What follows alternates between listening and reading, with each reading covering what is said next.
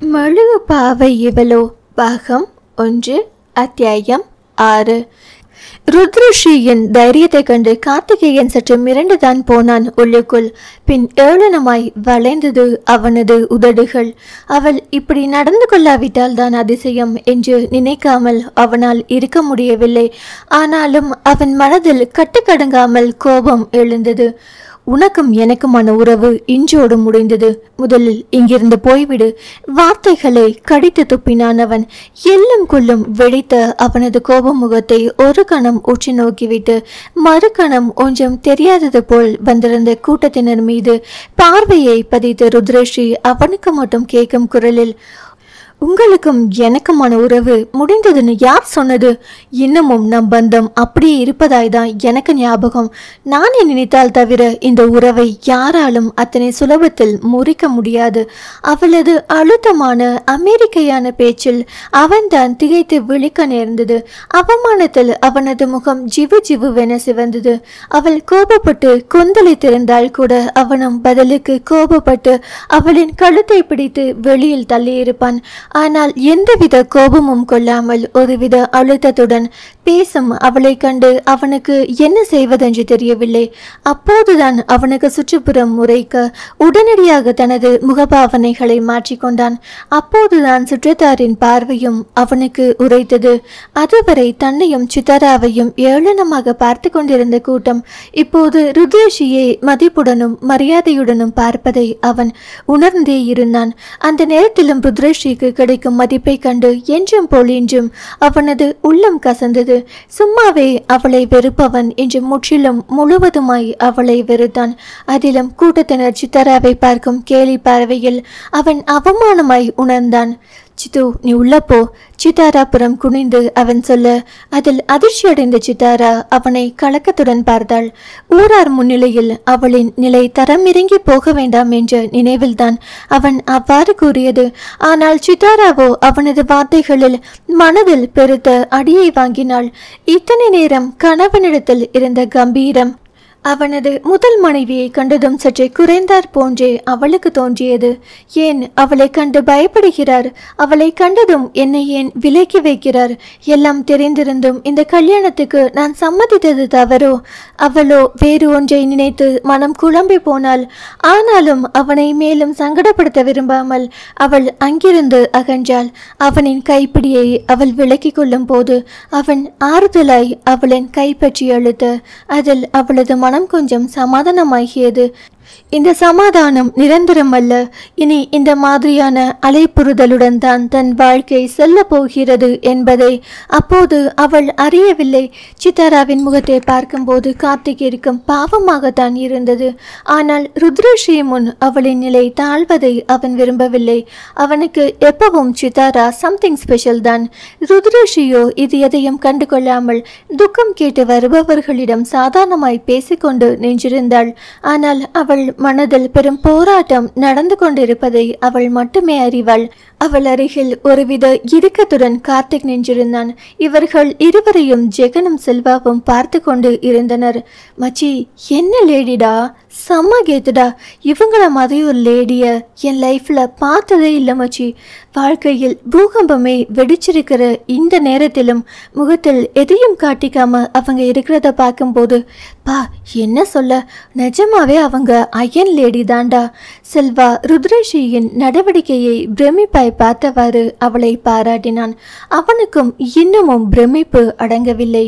என்னடா மாப்பிள்ள, அவங்க இவங்கன்னு மரியாதை எல்லாம் பலமா இருக்கு.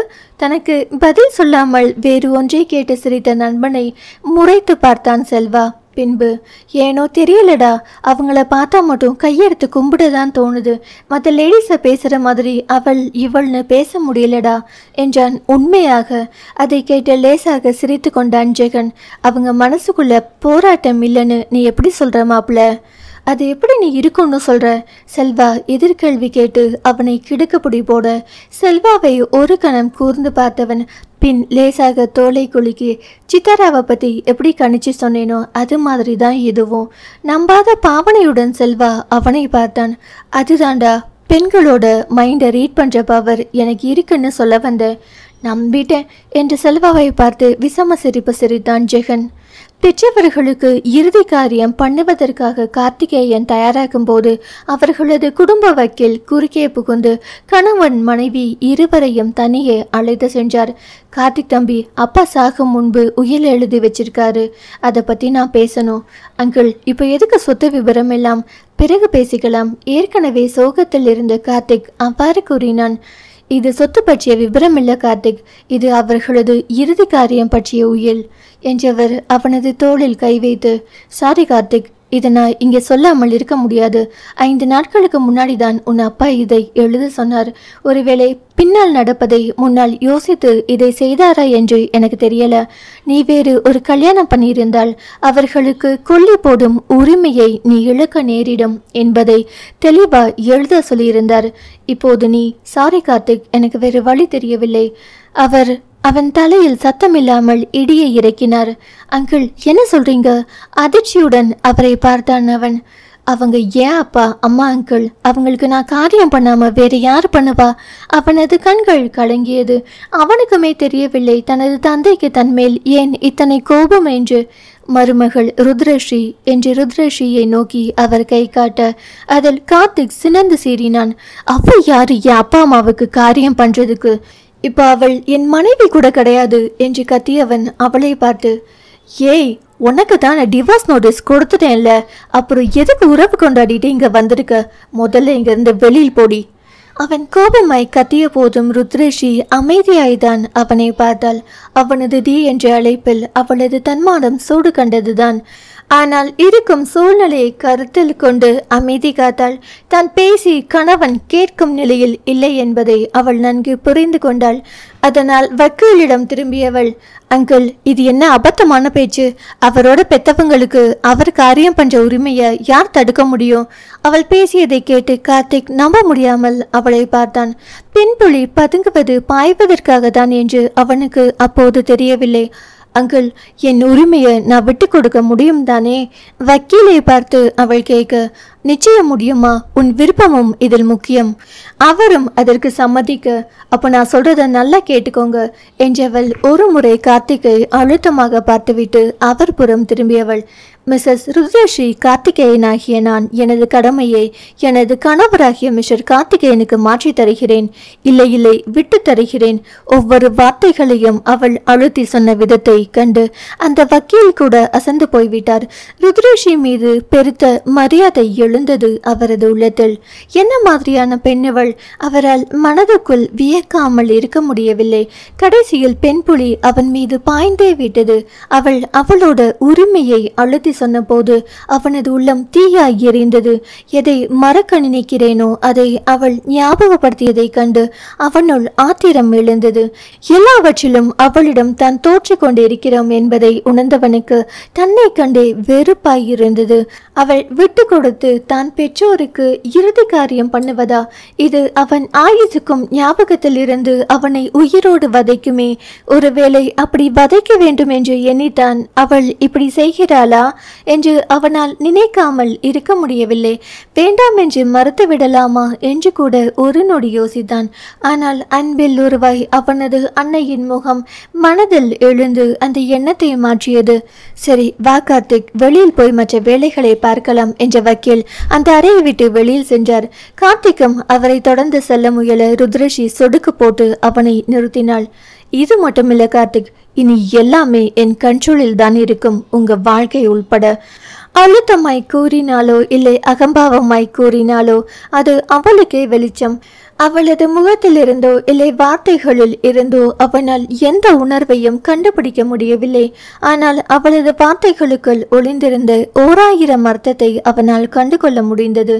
அதை கேட்டு கார்த்திக் அவ்வளவு நேரம் இருந்த துன்ப நிலையை மறந்தவனாய் அவளை பார்த்து நக்கலாய் ஒரு சிரிப்பு உதிர்த்தவன் ஒன்றும் பேசாது அறையை விட்டு வெளியில் சென்று விட்டான்.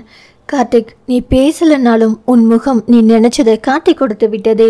இனி நீ நினைச்சதை நான் நடக்க விட மாட்டேன். இனிதான் என் மறுபக்கத்தை நீ பார்க்க போற. உன் மனைவியாய் என்னை பார்த்திருப்ப கார்த்திக். ஒரு சக்சஸ்ஃபுல் பிஸ்னஸ் உமனா நீ என்னை சந்திச்சதில்லையே, இனி நீ சந்திப்ப கார்த்திக் என்று நினைத்தவள் முகம் இறுகி போனது. எதையோ நினைத்து அடுத்த நொடி இயல்பு நிலைக்கு மாறியவள் நிமிர்வுடன் வெளியில் வந்தாள். அவள் இறுதி காரியம் கார்த்திக் செய்ய அவனது பெற்றோரின் இறுதி பயணம் தயாரானது. ஜெகனும் செல்வாவும் அதற்கு மேல் அங்கே இருக்க முடியாத காரணத்தால் வீட்டுக்கு கிளம்பினர். ஜெகன் மட்டும் மனமே இல்லாமல் கிளம்பினான். அவனது மனம் மட்டும் தன்னவளிடமே நிலை கொண்டு இருந்தது. இப்போது அவளின் மனம் எந்த அளவுக்கு துடிக்கும் என்பது அவனுக்கு மட்டும்தான் தெரியும். அவள் படும் துன்பத்தை அவன் அனுபவிப்பது போல் அவனது மனம் கலங்கி போனது அவளுக்காக. மச்சி, எங்கோ வெறித்து கொண்டிருந்த ஜெகனின் தோளில் ஆதரவாய் கையை வைத்தான் செல்வா. என்ன மாப்பிள்ள? தன்னை நிதானப்படுத்தி கொள்ள கூட தோன்றாமல் அப்படியே செல்வாவை திரும்பி பார்த்தான் ஜெகன்.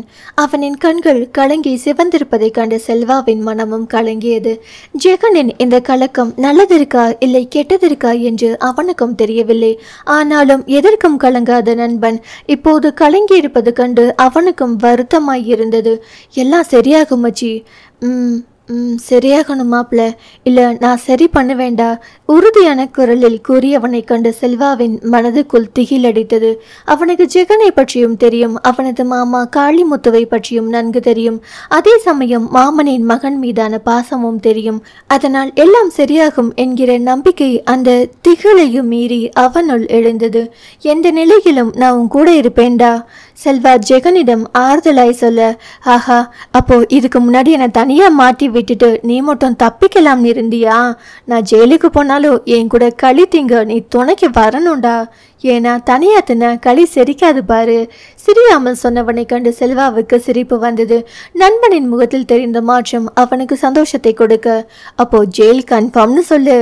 பின்ன நாம பண்ண போற வேலைக்கு ஜெயில தள்ளாம வேற என்ன செய்வாங்களாம்? கிண்டலாய் ஜெகன் கேட்க.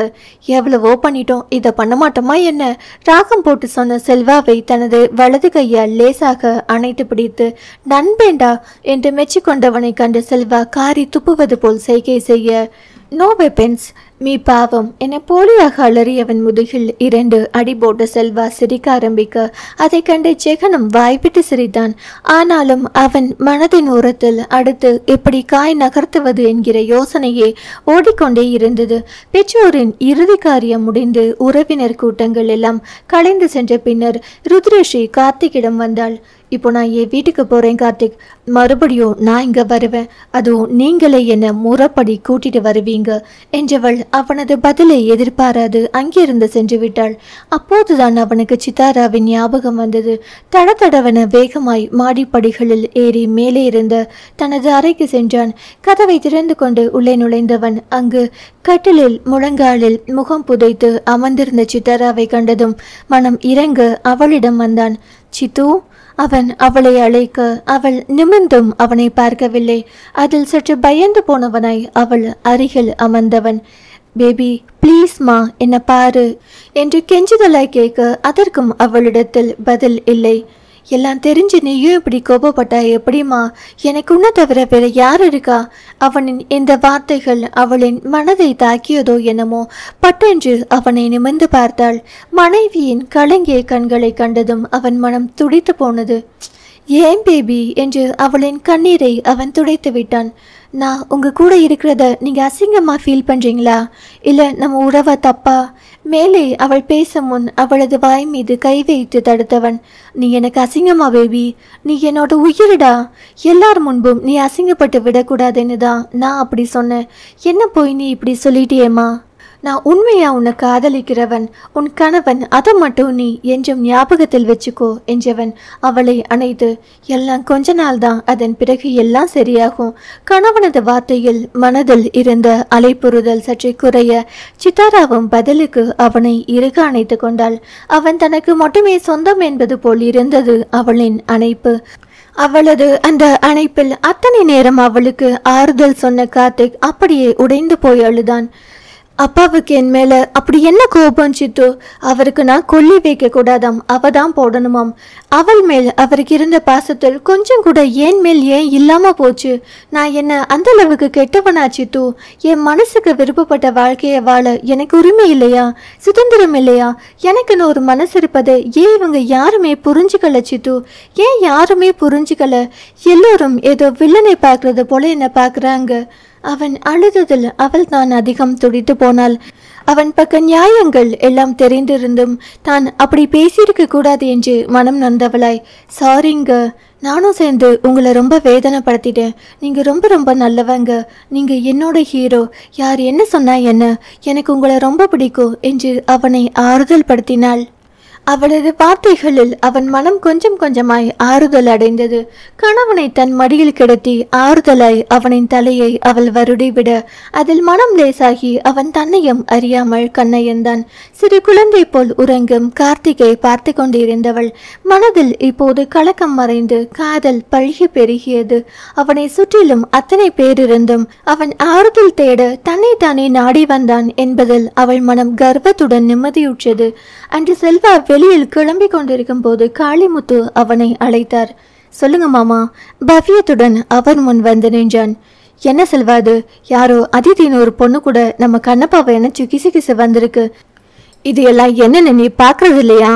கோபமாய் அவர் கேட்க, மாமா ஜெகனை பத்தி உங்களுக்கே தெரியும். அவன் சொல்லும் போதே அவனை முறைத்தவர். கண்ணப்பாவை பத்தி எனக்கு நல்லா தெரியும். நான் சொன்னது இந்த பத்திரிக்கைக்காரனை 2 தட்டு தட்டி வைக்க மாட்டியான்னு. அப்போதுதான் அவர் சொன்னதன் அர்த்தம் அவனுக்குமே புரிந்தது. அதுவா மாமா, நான் பாத்துக்கிறேன். செல்வா சொல்லும் போதே ஜெகன் அங்கு வந்தான். என்னன்னா காலையிலேயே மாப்பிள்ளைய வாங்குன்னு வாங்குற மாதிரி இருக்கு என்று நக்கல் அடித்த ஜெகனை முறைத்தான் செல்வா. அதற்கு பதிலுக்கு கண்ணடித்து சிரித்தான் அவன். ஒண்ணுமில்ல கண்ணப்பா. காளிமுத்து சமாளிக்க வழக்கம் போல் அவர் கையில் இருந்த பத்திரிகையை பிடுங்கியவன் அதில் கண்களை ஓட்டியபடி, ஓ இதுதான் மேட்டரா என்றவன். நைனா, இதுக்கு நீ பெருமை தான் படணும், கோபப்படக்கூடாது. உன் மகன் ஆம்பளை சிங்கம் நைனா என்று மீசையை முறுக்க மகனின் பேச்சு புரிந்து அவஸ்தையாய் நெளிந்த காளிமுத்து அங்கிருந்து எழுந்து சென்று விட்டார். அவர் போவதை கண்டு அவன் வாய்விட்டு சிரித்தான். ஏண்டா மாப்பிள்ள, இந்த உலகம் இன்னுமா நம்மளை நம்புது என்று அவன் இழுக்க, மச்சி உன்னை நம்பாம தாண்டா அவன் அப்படி போட்டிருக்கான். அதை போய் நீ என்னடா இப்படி சொல்ற? ஆதங்கமாய் செல்வா கேட்க அதை கண்டு கொள்ளாது ஜெகன். இத்தனை பொண்ணுங்களை மெயின்டைன் பண்ற அளவுக்கு கெப்பாசிட்டி எனக்கு இருக்கா மாப்ள? ஒருவேளை நான் தான் என்ன அண்டர் எஸ்டிமேட் பண்ணிட்டேனோ? கடைசி வார்த்தைகளை தனக்குள் கேட்டுக்கொண்டவனை கொலை வெறியுடன் பார்த்தான் செல்வா. நக்களு என்று அவனை முறைக்க, இல்ல விக்கலுடா என்று நம்மட்ட சிரிப்பு சிரித்தவன். கிளம்புடா மாப்ள என்று செல்வாவை கிளப்பி கொண்டு காரில் ஏறியவன் பின் சீரியஸாக, நான் அந்த சித்ராவையும் ருத்ரஷியையும் சந்திக்கிறதா இருக்கேன் மாப்ள. எனது? செல்வா அலறி விட்டான். எதுக்குடா இப்படி வில்லன் ரேப் பண்ண வந்த ஹீரோயின் மாதிரி அலற? அவங்கள நீ எதுக்கு பார்க்கணும், முதல்ல அதை சொல்லு. 2 பேருக்கும் ரூட் விட்டு பார்ப்போம். எது மடியுதோ அதை முதல்ல முடிச்சிட வேண்டியதுதான். சிரிப்பில் உதடுகள் துடிக்க அதை அடக்கியபடி சொன்ன ஜெகனை கண்டு செல்வாவுக்கும் சிரிப்பு வந்தது. போதும்டா உன் வில்லத்தனம். நீ எவ்வளவு வில்லத்தனமா பேசினாலும் என்னால உன்னை அப்படி நினைக்க முடியல மச்சி. ஐம் சாரிடா என்று பற்கள் 32 காட்டி சிரித்த செல்வா. நீ சித்ராவை சந்திக்கிறது சரி, ஆனா ருத்ரஷியை சந்திக்க நினைக்கிறது தான் கொஞ்சம் இடிக்குது. ஏண்டா? பாவம் போல் கேட்டவனை கண்டு, உன்னோட குரங்கு சேட்டைக்கும் அவங்களோட பெர்ஃபெக்ட் குணத்துக்கும் ஏணி வச்சாலும் எட்டாதேடா. நான் என்ன அவங்கள கல்யாணம் பண்ணிக்கவா கேட்க போறேன்? லூசு மாதிரி பேசாதடா ஜெகன் கடுப்புடன் சொல்ல, அதில் அதிர்ந்து போய் அவனை பார்த்து செல்வா கிண்டலுடன், உனக்கு அப்படி ஒரு நினப்பு வேற இருக்கா மச்சி? அப்படி நீ கேட்டேன்னா அவங்க காலில் கிடக்கிற ஹை ஹீல்ஸ் தான் உன் கண்ணத்தை பதம் பார்க்கும், தெரிஞ்சுக்கோ. அப்போது எதையோ நினைத்து பார்த்த ஜெகன் பக்கென்று சிரித்து விட்டான். என்னை லூசுன்னு சொல்லிட்டு இப்போ நீ எதுக்கு லூசு மாதிரி சிரிக்கிற? இப்போவும் சொல்கிறேன், உனக்கும் ருத்ரஷிக்கும் ஒத்து வராது. அவங்கள சந்திக்கணும்னு நினைக்கிறத மறந்துடு. முதல் சந்திப்பே மோதல்ல தான் போய் முடியும். அதையும் தான் பார்த்தலாமச்சி. கண் சிமிட்டி சிரித்த ஜெகனை என்ன செய்வது என்று அவனுக்கு தெரியவில்லை. எதா இருந்தாலும் சொல்லிட்டு செய்மாப்ல. இந்த பிஞ்சு உடம்பு ரொம்ப அடியே தாங்காது. யாருடா அந்த பிஞ்சு உடம்புக்காரன்? வெளிப்பக்கம் தேடியவனை கண்டு முறைத்தவன். நான் என்ன சொன்னேன்டா? கடுப்புடன் உரைத்தவன் பின்பு, ஆமா ருத்ரஷியை பார்க்க காரணம் வேணுமே. நீ எந்த காரணத்தை வச்சுக்கிட்டு அவங்கள பார்க்க போவ? ஏற்கனவே உன்கிட்ட சொன்னதுதான் மாப்பிள்ள, யோசிச்சு பாரு என்றவன் கண்களை மூடி இருக்கையில் சாய்ந்து கொண்டான். அப்போதுதான் செல்வாவுக்கு அந்த விஷயம் நினைவில் பழிச்சிட்டது. ஆனாலும் மச்சி மூலக்காரன்தான் என்று அவனை மெச்சியவன். என்ன ஒண்ணு, அவங்க முன்னாடி இப்படி வாயடிச்சு வாங்கி கட்டிக்காம இருக்கணும். அப்படி நடக்காமல் இருக்க வேண்டும் என்பதற்காக மனதில் தங்களது குலதெய்வத்தை வேண்டிக் கொண்டான். ஜெகன் தான் சொன்னது போல் ஒரு வாரத்தில் ருத்ரேஷியை சந்திக்க ஏற்பாடு செய்து விட்டான். எப்படி மச்சி என்று கேட்ட செல்வாவை பார்த்து கண் சிமிட்டி சிரித்தான் அவன்.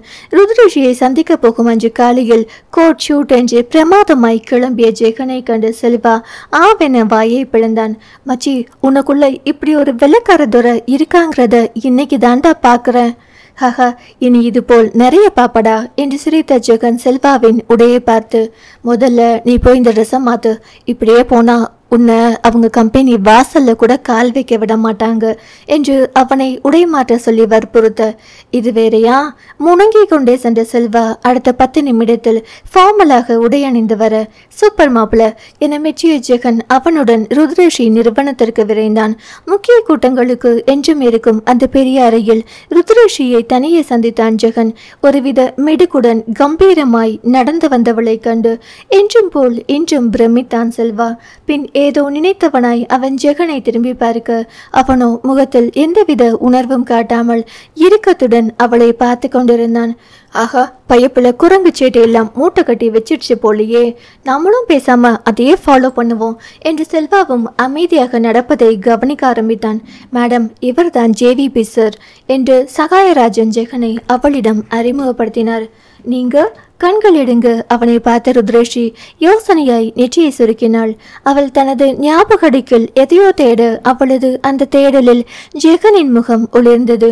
அவனது கண்கள் ஆர்வத்துடன் அவளை பார்த்து, அவனது மனம் அவள் சொல்ல போகும் வார்த்தைக்காக எதிர்பார்ப்புடன் பரபரப்பாய் காத்திருந்தது. அத்தியாயம் 7.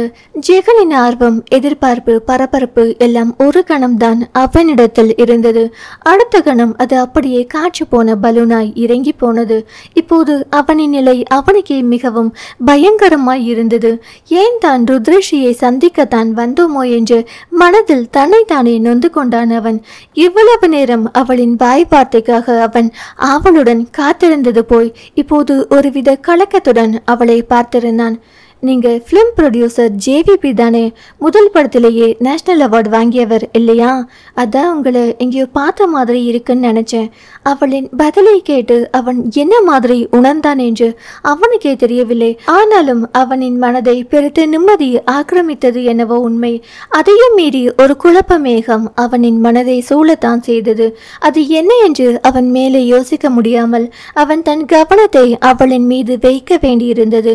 ஏனென்றால் தனது விளையாட்டுத்தனத்தை தொழிலில் காட்ட அவன் விரும்பவில்லை.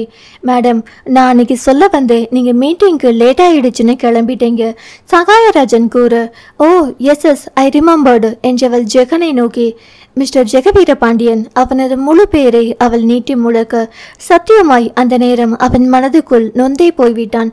தாத்தாவின் முழு நேர பெயரை தனக்கு வைத்த தந்தையை மனதுக்குள் சபித்தான் அவன். ஜெகனே சொல்லுங்க, நோ ப்ராப்ளம் என்று அவசரமாய் குறுக்கிட்டவனிடம் ஒரு புன்னகையை பதிலாக கொடுத்தவள்.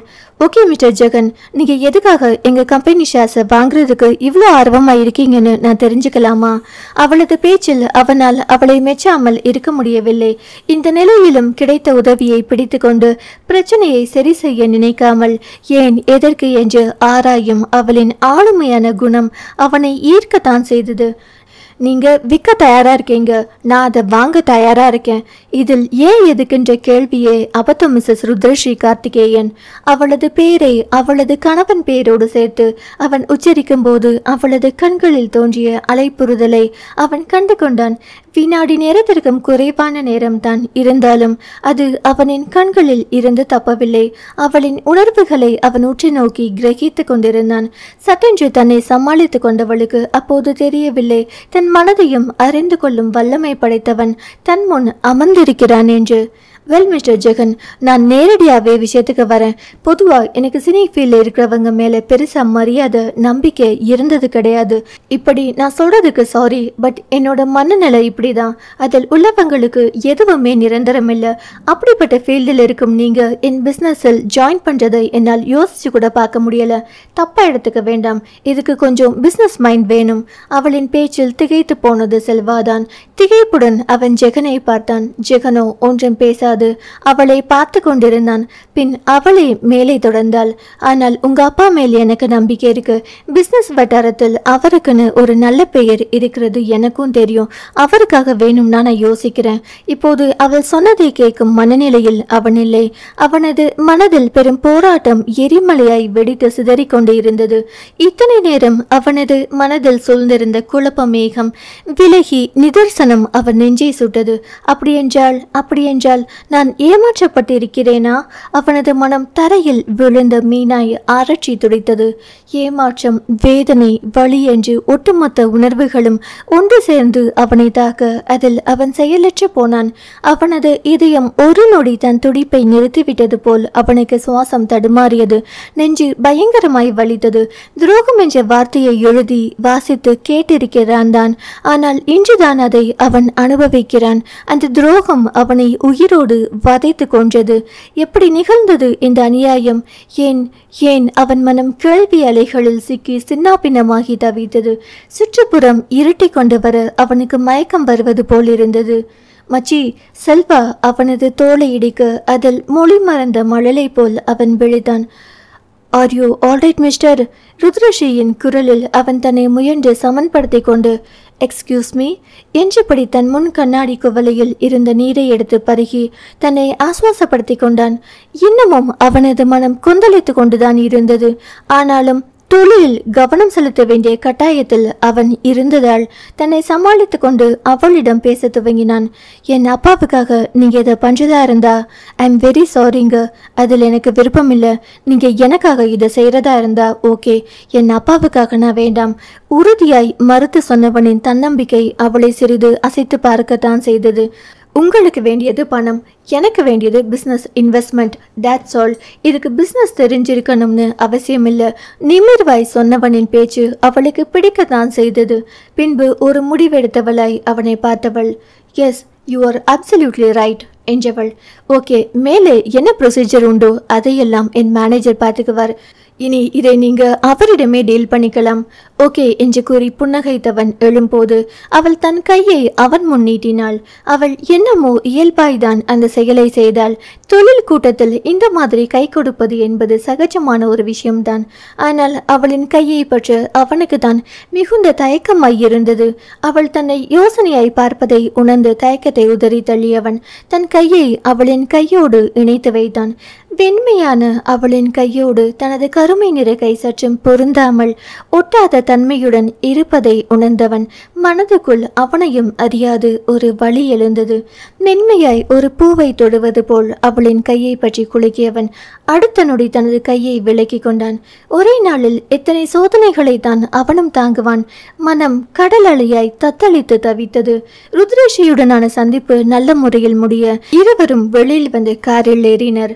மச்சி, இன்னைக்கு தாண்டா எனக்கு ஒரு விஷயம் தெரிஞ்சது என்று செல்வாவை உணர்வில்லாத ஜெகன் பார்க்க, ஏன்னு நீ கேட்கணுண்டா என்றவன் அவனிடத்தில் பதில் இல்லாது போகவும், சரி நானே சொல்றேன், உனக்கு இங்கிலீஷ் தெரியும்னு இன்னைக்கு தாண்டா எனக்கு தெரிஞ்சது.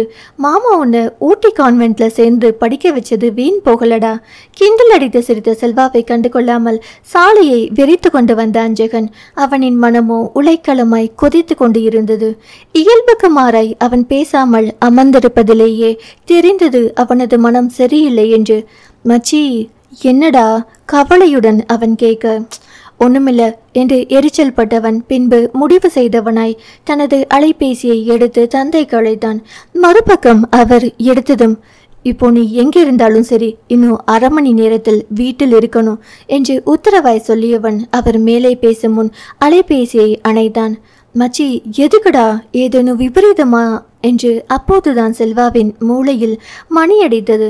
உனக்கு வேற தனியா சொல்லணுமா? சீக்கிரம் வீடு போய் சேர வழியை பாரு என்று அவன் சிடுசிடுக்க அவனின் மனநிலை உணர்ந்த செல்வா ஒன்றும் பேசாது அமைதியாய் வண்டியை ஓட்டினான். வீடு வந்ததும் விறுவிறுவென உள்ளே நுழைந்தவன் கையில் அகப்பட்ட எல்லா பொருட்களையும் அடித்து நொறுக்கினான். டேய், உனக்கு என்னடா ஆச்சு? செல்வா பதறியபடி அவன் அருகே வர ஜெகன் அவனை பார்த்த பார்வையில் தெரிந்த சீற்றத்தில் அவன் அப்படியே பின்வாங்கினான். கண்ணப்பா, என்ன இது? அவனின் அம்மா தடுக்க, தயவு செஞ்சு உள்ள போமா, இது எனக்கும் உன் புருஷனுக்கும் உள்ள பிரச்சனை என்றவன் தன் ஆத்திரத்தை வேறு எதில் காட்டலாம் என்று யோசித்து கொண்டிருக்கும் போது காளிமுத்து வீட்டினுள் நுழைந்தார். ரம்யா பயந்து போனவளாய் அங்கு ஒரு ஓரமாய் நின்றிருக்க, செல்வா அவளின் நிலை கண்டு அவளை ஆறுதலாய் அணைத்து கொண்டவன், சரியாயிடுவான் விடு என்று மனைவியை கண்களால் சமாதானம் செய்தான். கண்ணப்பா, இவ்வளவு அவசரமா எதுக்கு நீ கூப்பிட்ட? அவர் பதட்டத்துடன் அவனை பார்த்து கேட்க, 1/2 மணி நேரத்தில் வரவேண்டிய வீட்டுக்கு 15 நிமிஷத்தில் வந்து சேர்ந்துட்டியே, சூப்பர் என்று தந்தையை பாராட்டியவன் முகத்தில் மருந்துக்கு கூட அந்த பாராட்டு இல்லை. மாறாக கொலை வெறியுடன் அவரை பார்த்தான். என் மேல அவ்வளவு பாசமா உனக்கு? அவனின் குரலில் இருந்த நக்களில் அவரது மனம் துணுக்குற்றது. அப்போதுதான் வீடு இருந்த நிலை அவரது கண்ணில் பட்டது. கண்ணப்பா, இப்படி எல்லா பொருட்களையும் போட்டு உடைக்கிற அளவுக்கு உனக்கு யார் மேல் அப்படி என்ன கோபம்? புரியாமல் அவனை கேட்டார். உண்மையில்தான். ஆத்திரத்துடன் அவரை நோக்கி தன் சுட்டு விரலை அவன் நீட்ட, அதில் அவர் ஸ்தம்பித்து போய் நின்றார். என் மேலா? நான் என்னப்பா செய்தேன்? அவரின் குரல் தழுத்தழுத்தது. மகனின் கோபம் அவரை வதைத்தது. அந்த அளவுக்கு அவன் மீது அவர் உயிரை வைத்திருக்கிறார். என்ன செய்யல நீ? ஆங்காரமாய் கேட்டவன் இன்னும் என்ன செய்ய காத்துட்டு இருக்க? ஆத்திரத்தில் அவரது சட்டையை பிடித்து விட்டான். டேய் என்று பதறியபடி செல்வாவும் அகிலாண்டமும் அவனை விலக்க வர அதை தடுத்த காளிமுத்து, என் மேல் என் மகனுக்கு இல்லாத உரிமையா? இங்கு 2 பேருக்கும் இடையில் நீங்க யாரும் வர வேண்டாம் என்க. அதில் ஜெகனின் ஆத்திரம் இன்னமும் அதிகமாகியது. இப்படி பேசி பேசிதானே என்ன நீ கவுத்த? உன்னை நான் எவ்வளவு நம்பின? அந்த கடவுளை கூட நான் கும்பிட்டது கிடையாது. உன்னதான் அந்த கடவுளா நினைச்சிருந்தேன். ஆனா நீ? வேதனையுடன் அவன் குமுறியதை கண்டு குழம்பி போனவராய் செல்வாவை நோக்கி, கண்ணப்பா வேதனைப்படுற அளவுக்கு என்ன நடந்துச்சு செல்வா? மருமகனிடம் அவர் உரிமை. அவன் தலையை குனிந்து கொண்டு, VRS MD ருத்ரஷியை சந்திக்க போயிருந்தோம். அவன் சொன்னதும் அவருக்கு எல்லாம் புரிந்து போனது. செய்வதறியாது நெற்றியை தடவியவர் பின் மகனை இறைஞ்சுதலாய் பார்த்தபடி, கண்ணப்பா, நான் சொல்றத கொஞ்சம் கேளுப்பா. இன்னும் என்ன கேட்க இருக்கு? அதான் எல்லாம் முடிஞ்சு போச்சே என்று புலம்பியவன் தோய்ந்து போனவனாய் தந்தையின் சட்டையின் மீது இருந்த தனது கைகளை தளர்த்தினான். எனக்கு துரோகம் பண்ண உன்னால எப்படி முடிஞ்சது? கண்கள் கலங்க கேட்ட மகனை கண்டு அவரது நெஞ்சு துடித்தது. ராஜா போல் வாழ வேண்டிய மகன் 2ஆம் முறையாக கண் கலங்கி நின்றதை பார்த்து அவரது மனம் துடித்தது. அதற்கு தானும் ஒரு வகையில் காரணம் என்று அவருக்கு புரியத்தான் செய்தது. ஆனாலும் அவனின் நல்லதை மட்டுமே யோசித்த அவருக்கு அவனின் மனம் பற்றி யோசிக்க தெரியாமல் போய்விட்டது. அது அவரின் துரதிர்ஷ்டமா இல்லை அவனின் துரதிர்ஷ்டமா தெரியவில்லை. அப்படியெல்லாம் இல்லை கண்ணப்பா என்றார் அவனை சமாதானப்படுத்தும் முயற்சியாக. அப்போ நீ பண்ணதுக்கு பேர் என்ன? அப்போதுதான் அவருக்கு அது உரைத்தது. வந்ததில் இருந்து அவரது மகன் அவரை பார்த்து நைனா என்று அழைக்கவில்லை என்று அதிலேயே அவருக்கு தெரிந்து விட்டது. அவன் தன்னை வெறுத்து விட்டது. நீ ஏதோ விளையாட்டா சொல்றேன்னு நினைச்சேன். இப்படி நீ சீரியஸா இருப்பேன்னு எனக்கு தெரியாதேப்பா. நான் எல்லாத்தையும் விளையாட்டா தான் எடுத்துப்பேன். ஆனா இது என் வாழ்க்கை. இதை போய் நான் எப்படி? மேலே பேச முடியாமல் மனம் குமுறியவன் தந்தையை உறுத்து விழித்தபடி, இப்போ சொல்றேன், நல்லா கேட்டுக்கோ. நீ எதுக்காக இப்படி ஒரு பிளான் பண்ணியோ அது ஒருபோதும் நடக்காது. என்னோட மனைவி உன்னோட மருமகள் அந்த கார்த்திகோட என்று நிறுத்தியவன் அதிர்ந்து போய் பார்த்தார் காளிமுத்து.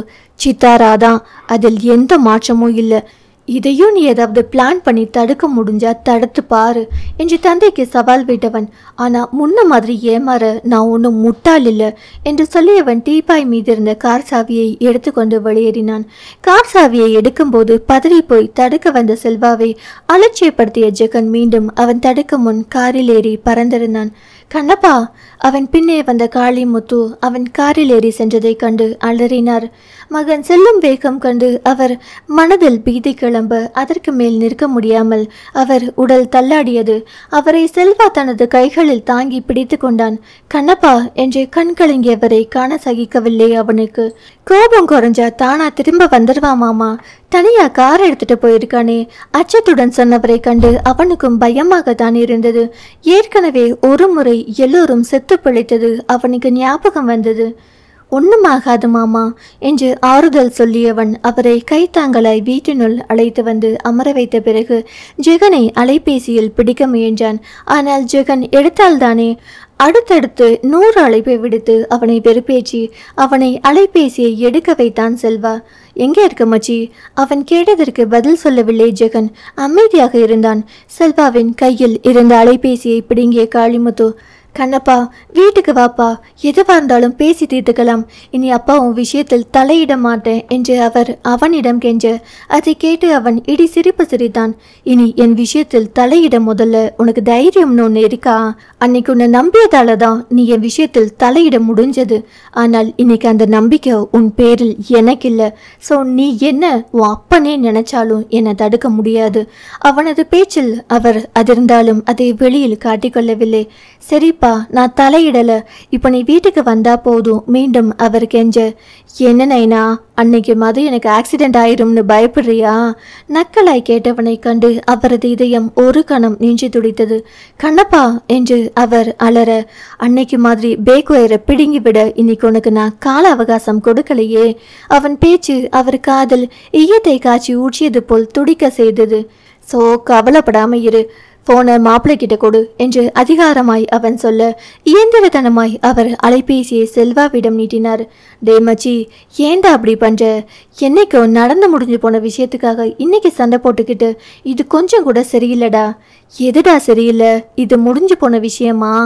ஆமாண்டா, இது என் வாழ்க்கைய முடிச்சு வச்ச விஷயம்தான். ஆனா நான் அதை தொடரும் போடாம விட மாட்டேன். பார்க்கலாம் அவரா நானானு என்று எகிரியவன். உன்கிட்ட அட்வைஸ் கேட்க நான் உன்னை கூப்பிடல. என் திங்ஸ் எல்லாத்தையும் பேக் பண்ணி அனுப்பிடு, அதுக்கு தான் உன்னை கூப்பிட்டேன். எங்கடா? பதறிய செல்வாவிடம், ஏன் வீட்டுக்கு என்று நிதானமாக கூறியவன் அழைப்பை துண்டித்தான். செல்வாவோ செய்வதறியாது திகைத்து நின்றான்.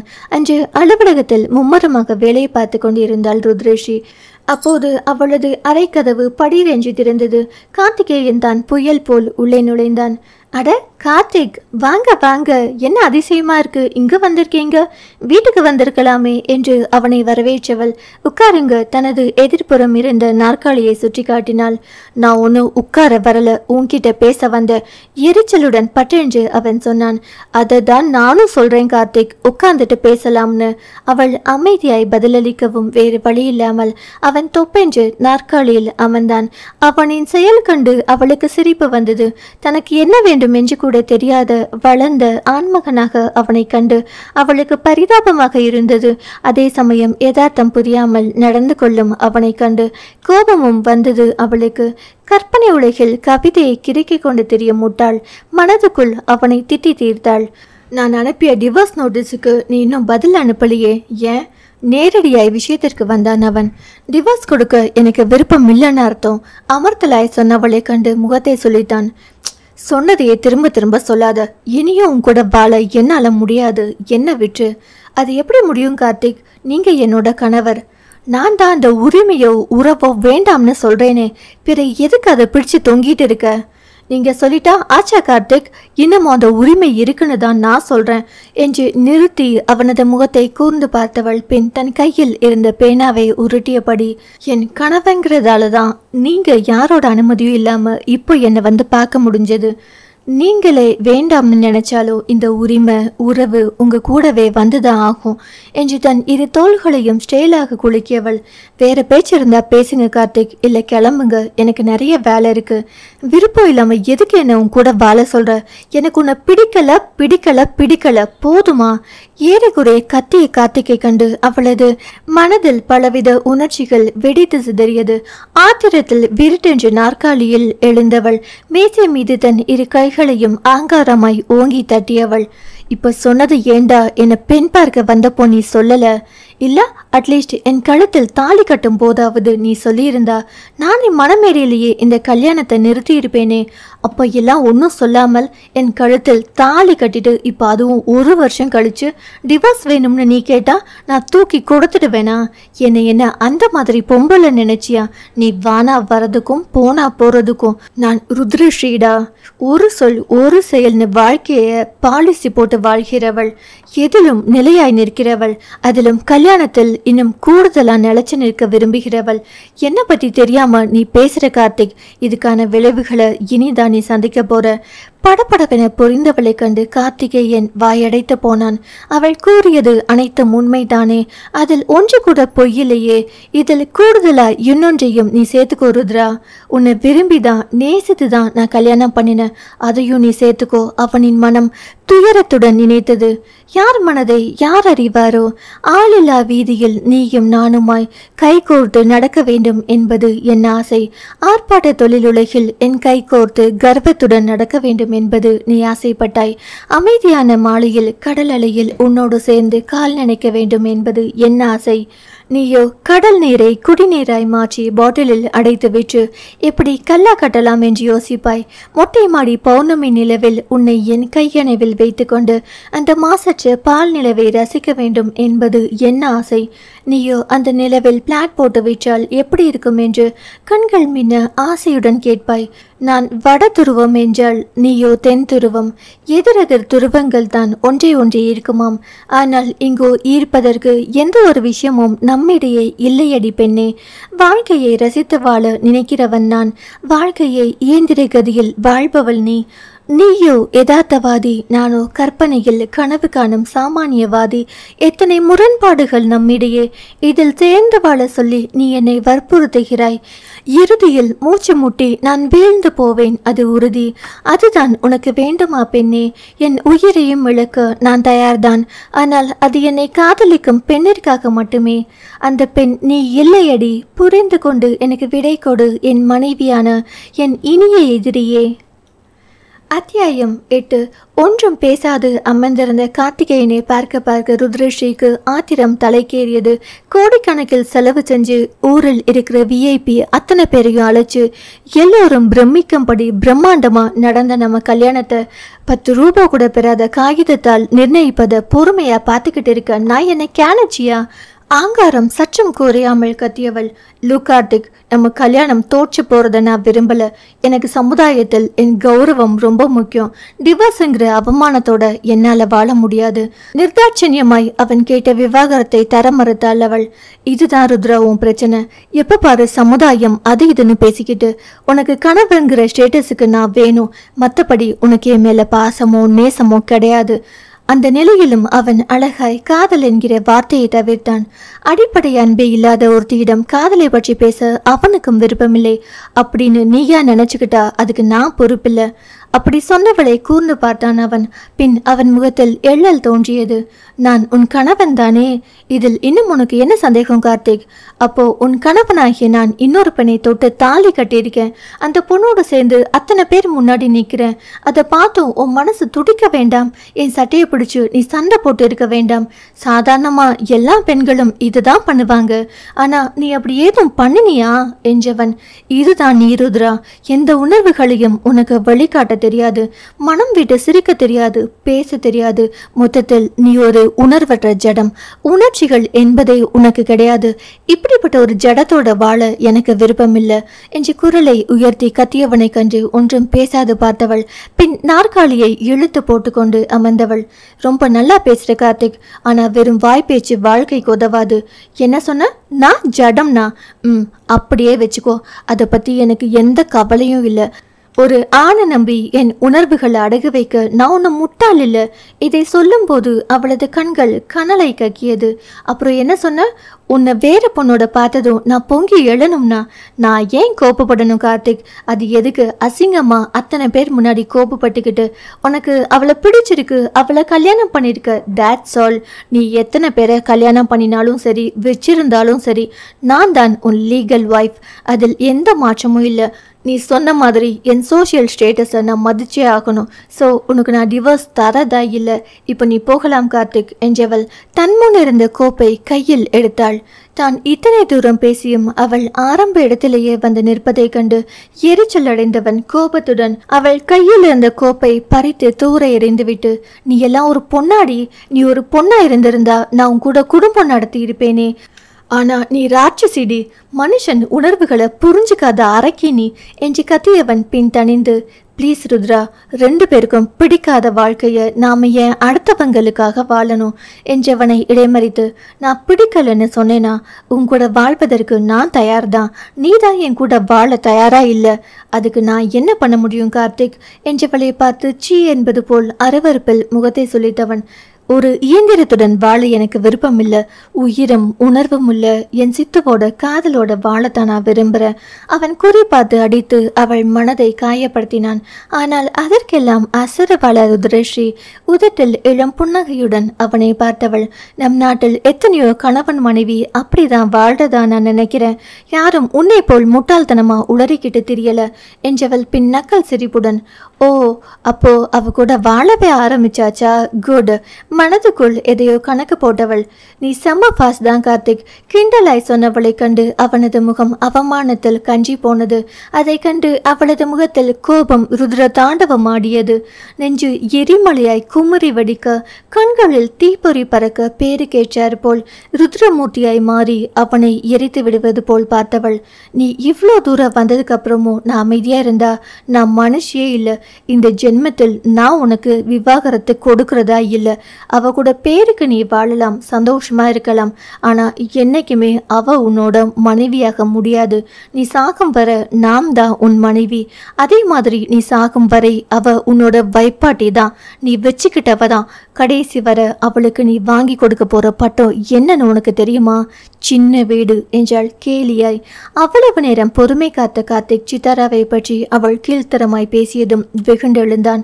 மேசையின் மறுபக்கம் இருந்தவாறு எட்டி அவளின் குரல் வழியை பிடித்து நெருக்க வந்தவனின் கையை தனது கையில் இருந்த கோப்பையினால் வேகமாய் தட்டிவிட்டவள், இன்னொரு முறை என் மேல் கையை வச்ச உன் கையை வெட்டிடுவேன், வெட்டி கண்டவளையும் தொட்டுட்டு ஏன் மேல கை வைக்க உனக்கு எவ்வளவு தைரியம்? எனக்குன்னு ஒரு மரியாதை இருக்கு என்றவளின் மனம் கோபத்தில் கொந்தளித்து கொண்டு இருந்தது. தான் எந்த அளவுக்கு சீப்பாக போய்விட்டோமா என்று. அதே மாதிரி நீயும் சித்துவ கேவலமா பேசுறத நிறுத்து. அவ பண்ணின வேலை கேவலம் இல்லாம வேற என்ன? அடுத்தவள் புருஷன்னு தெரிஞ்சிருந்தும் அவ உன்னை கல்யாணம் பண்ணியிருக்காள்னா அவ உனக்காக உன்னை கல்யாணம் பண்ணினாளா இல்ல உன் பணத்துக்காகவா? கேலியாய் வினவியவளை முறைத்து பார்த்தவன், அப்படி யோசிப்பது நீதான், அவள் இல்லை. ஓ, தெய்வீக காதலாக்கும் இருக்கட்டும் இருக்கட்டும், ஆனா வெளி உலகத்துக்கு நீ அவளுக்கு கள்ள புருஷன்தான், அவள் உனக்கு கள்ள காதலி தான் இளக்காரமாய் கூறியவள். வெளி உலகத்துக்கு இருந்த ருத்ரஸ்ரீ மட்டுமே உன் மனைவி, அதுவும் சட்டப்படி உரிமையுள்ள மனைவி. இதுதான் தவறு செய்த உங்க 2 பேருக்கும் நான் கொடுக்க போற தண்டனை. வாழ்நாள் முழுவதும் நீங்க 2 பேரும் இதை நினைச்சு பயந்து பயந்து வாழணும், மனம் புழுங்கி சாகணும் என்றவள்.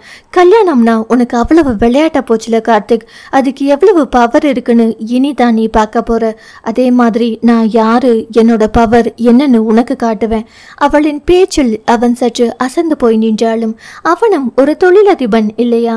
சற்றென்று நிமிர்ந்து நின்று அவளை உச்சி நோக்கியவன், உன்கிட்ட இருந்து எப்படி டிவோர்ஸ் வாங்குறதுன்னு எனக்கு தெரியும் என்றான் கண்கள் பளபளக்க. அதையும் பார்க்கலாம் என்றாள் அவனின் பார்வையின் அர்த்தம் புரிந்தவளாய். உன்னிடம் மட்டும்தான் பணம் இருக்குன்னு நினைக்காத கார்த்திக், என்னிடமும் அது நிறைய இருக்கு.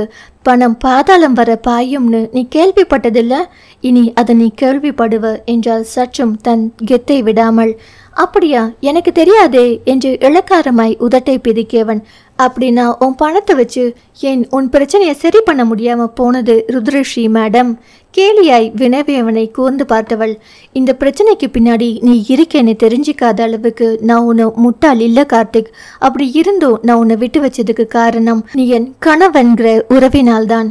ஆனா இப்போ என்று நிறுத்தியவளை பார்த்து எள்ளல் சிரிப்புடன் அவன், இப்பவும் நான் உன் கணவன் தானேம்மா அப்படின்னு நான் சொல்லல, நீ தான் சொல்லிக்கிட்டு தெரியுற. இப்பவும் நீ என் கணவன் தான், ஆனா நம்பிக்கை துரோகம் செய்த கணவன். அந்த நம்பிக்கை துரோகத்துக்கு உனக்கு ஒரு பரிசு கொடுக்க வேண்டாமா? கூடிய சீக்கிரம் அந்த பரிசு உன்னை தேடி வரும் என்றவள் கதவை நோக்கி கையை காண்பித்து, இப்போ நீ போகலாம் என்றால் அவனின் முகம் பார்க்காமல். வேறு வழியின்றி அவன் அங்கிருந்து விறுவிறுவென வெளியேறிவிட்டான். அவன் சென்றதும் அவள் வேளையில் மனம் ஒன்ற முடியாமல் இருக்கையில் கண்மூடி சாய்ந்தாள். தொழில் குடும்பம் என்று 2 வாழ்க்கையிலும் அவள் தோற்று கொண்டு இருப்பது போல் ஒரு தோற்றம். அடுத்து என்ன செய்வது என்று மூளையை கசக்கி பிழிந்து பிரச்சனைக்கான தீர்வை யோசித்துக் கொண்டிருந்தாள். அந்நேரம் அவளது அலைபேசி அழைத்தது. வேறு யார், அவளது அன்னைதான். சொல்லுங்க மாம். எடுத்தவுடன் தனது உடல்நிலையை பற்றி கூட கேட்காமல் நேரடியாக விஷயத்திற்கு வரும் மகளை கண்டு சோபனாவிற்கு வருத்தமாய் இருந்தது. ஆனால் அவளின் இந்த நிலைக்கு தானும் ஒரு காரணம் என்பதை உணர்ந்ததாலோ என்னமோ அவர் அமைதி காத்தார். காலையில் எதற்கு அந்த ஜெகன் உன்னை பார்க்க வந்திருந்தான்? அவரும் நேரடியாகவே விஷயத்திற்கு வந்தார். காலையில் நடந்த விஷயம் மதியத்திற்குள் அன்னையின் காதிற்கு கொண்டு சென்ற தொழில்நுட்பத்தை அவளால் பாராட்டாமல் இருக்க முடியவில்லை. வேறு எதுக்கு மாம்? ஷாஸ் வாங்கதான். அவள் அப்படி சொன்னதும் அவரிடமிருந்து சிறிது நேரம் பேச்சில்லை. மாம், ருத்ரா அவங்க கூட பிஸ்னஸ் டீலிங் வேண்டாம், நம்ம வேற யாரையாவது பார்க்கலாமே. மாம், ஏன் வேண்டாம்? நமக்கு இப்போ தேவை பணம். இப்போ நம்ம இருக்கிற நிலையில் நம்ம ஷேர்ஸை வாங்க யாரும் முன் வரலை. எனக்கும் வேற வழி தெரியலை. அதனால தான் இதுக்கு ஒத்துக்கிட்டேன்.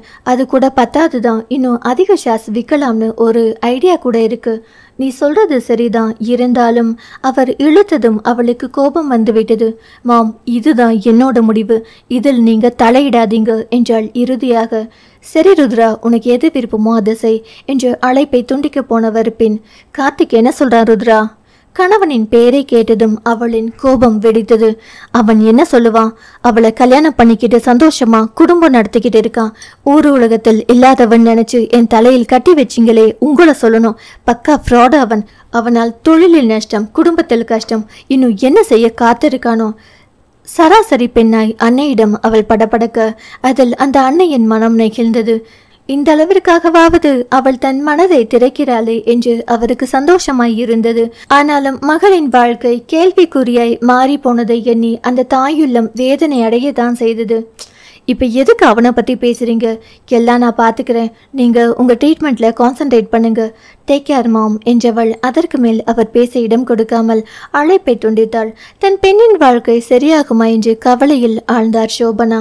அவளோ அதை பற்றி கொஞ்சமும் கவலைப்படாமல் தனது அலுவல் வேளையில் தன்னை மூழ்கடித்து கொண்டாள். மச்சி, நீ பண்ணுறது கொஞ்சம் கூட சரியில்லடா. செல்வா ஜெகனை கண்டிக்கும் பாவனையில் பேசினான்.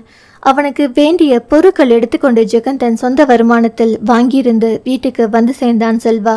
அதற்கு பதில் பேசாமல் கடலில் காலாட்டி கொண்டு கண்மூடி படுத்திருந்த ஜெகனை கண்டு கோபம் வந்தது அவனுக்கு. ஜெகன் அருகில் அமர்ந்து அவன் தோளில் அடி வைத்து, டே எருமை, ஏதாவது பேசுடா. அதில் கண்களை திறந்தவன் ஒன்றும் பேசாது செல்வாவை பார்த்தான். யாரோ ஒரு பொண்ணுக்காக பெத்த அப்பா கிட்ட கோச்சிட்டு வர்றது சரியில்லடா. மாமா பாவம் மச்சி என்றவனை முறைத்து பார்த்த ஜெகன், அவள் யாரோவாடா? உனக்கு வேணும்னா அவள் யாரோவா இருக்கலாம், ஆனால் எனக்கு அவள் என்னோட உயிரிடா வேதனையுடன் கூறியவன். உனக்கு தெரியாது மாப்பிள்ள, அவளை எந்த அளவுக்கு நான் காதலிக்கிறேன்னு ஏன் எனக்கே தெரியாது. நான் இப்படி ஒரு பொண்ணுக்காக உருகவேன்னு அந்த அளவுக்கு எனக்கு அவளை பிடிக்கும்டா, ரொம்ப ரொம்ப பிடிக்கும். எப்படி நான் ஆனேன்னு எனக்கே தெரியல. ஒருவேளை என்னால் மட்டும்தான் அவளை புரிஞ்சிக்க முடியுங்கிற எண்ணத்தால் அப்படி தோணுச்சா? அது எனக்கு தெரியல. ஆனா ஒண்ணு மட்டும் உண்மை, என்னை விட அவளை பத்தி நல்லா தெரிஞ்சவங்க இந்த உலகத்தில் யாரும் கிடையாது, அது மட்டும் உறுதி. அப்போ நீயே என்று செல்வாவை மேலே பேசாதவாறு கை நீட்டி தடுத்தவன். மாப்பிள்ள, தயவு செய்து அந்த வார்த்தைகளை மட்டும் நீ சொல்லிடாத. இந்த மாதிரி பேச்சுக்களே அவளுக்கு பிடிக்காது. அவளுக்கு பிடிக்காதது எனக்கும் பிடிக்காது. எப்பவுமே அவளுக்கு பிடிச்சதை செய்யணும்னு தான் நான் ஆசைப்படுறேன். ஜெகனின் காதல் என்றும் போல் இன்றும் செல்வாவை பிரமிக்க வைத்தது. காதலுக்காக யார் யாரோ எதையெல்லாமோ செய்திருக்கிறார்கள் தான், ஆனால் ஜெகனை போல் யாரும் யோசித்ததில்லை. அப்படி அவன் யோசிக்கிறான் என்றால் அந்த காதல் எந்த அளவுக்கு அவன் மனதில் ஆழமாய் பதிந்திருக்க வேண்டும். எல்லாம் சரிதாண்டா, உன் மனசில் இத்தனை காதல் இருக்கும்போது நீ நினைக்கிறது எப்படி சாத்தியமாகும்? எனக்கு அவளோட சந்தோஷம் முக்கியம்டா. அவள் சந்தோஷமா இருந்தா போதும். அதுக்காக எதையும் செய்வேன், எதையும் தாங்கிப்பேன். முடிவெடுத்துட்ட, இனி யார் சொன்னாலும் இதிலிருந்து நீ பின்வாங்க மாட்ட என்று அவனை பற்றி நன்கு தெரிந்தவனாய் கூறிய செல்வா அவனின் தோளில் ஆறுதலாய் தட்டி கொடுத்தபடி, இதுக்காக மாமா கிட்ட ஏன் கோபப்படுற? தப்பு அவர் பக்கம் இருக்காது மச்சி, கொஞ்சம் யோசிச்சு பாரு. சரி, நீ சொன்ன மாதிரியே வச்சுக்கலாம். தப்பு அவர் பக்கம் இல்லைன்னு வச்சுக்கலாம். பின்ன எதுக்கு அந்த மனுஷன் அந்த மாதிரி என்கிட்ட சொல்லணும்? ஏன் என் காதலை என்கிட்ட இருந்து பிரிக்கணும்? கடைசியில் அவரும் பக்கா வில்லன் அப்பாவா மாறிட்டாருடா. வேதனையுடன் சொன்னவனை அவன் ஆதரவாய் கட்டி அணைத்து கொண்டான். விடுடாமச்சி, அப்படி செஞ்சதுக்கும் அவர் பக்கம் ஏதாவது நியாயம் இருக்கும்டா. அவர் யாருக்கு வேணா கெட்டவராக இருந்திருக்கலாம், ஆனால் உனக்கு எப்பவுமே அவர் நல்ல அப்பா தான்டா. செல்வாவின் பேச்சை அவனால் மறக்க முடியவில்லை. அமைதியாய் இருந்தான். சரி விடுடா, உன் கோபம் குறைஞ்சதும் எல்லாத்தையும் பார்த்துக்கலாம். உனக்கு சாப்பாடு வாங்கி வச்சிருக்கேன், சாப்பிட வரியா? வேணாம்டா என்ற மறுத்தவனை வலுக்கட்டாயமை உண்ண வைத்தவன். நாளையிலிருந்து சமைக்க மற்ற வேலைக்கு ஆள் ஏற்பாடு பண்ணிடுறேன் என்று செல்வா எதை பற்றியும் கவலைப்படாத என என்று ஜெகனை கண்டு பாவமாக இருந்தது அவனுக்கு. அவனிடம் விடை பெற்று வீட்டுக்கு கிளம்பி சென்றான். செல்வா வீட்டில் நுழைந்ததும் காளிமுத்து, கண்ணப்பா எப்படி இருக்கான்? நல்லா இருக்கான்னு சொல்ல மாட்டேன், ஏதோ இருக்கா மாமா. செல்வா, அவனை எப்படியாவது இங்கே கூட்டிட்டு வந்துடுப்பா. அவன் பிரிஞ்சிருக்கிறது மனசுக்கு ரொம்ப கஷ்டமா இருக்கு. வருத்தத்துடன் சொன்னவரை அமைதியாய் பார்த்த செல்வா, அப்புறம் ஏன் மாமா அவன் மனசு கஷ்டப்படுற மாதிரி நீங்க நடந்துக்கிட்டீங்க? அதில் திகைத்து போய் அவனை பார்த்தார்.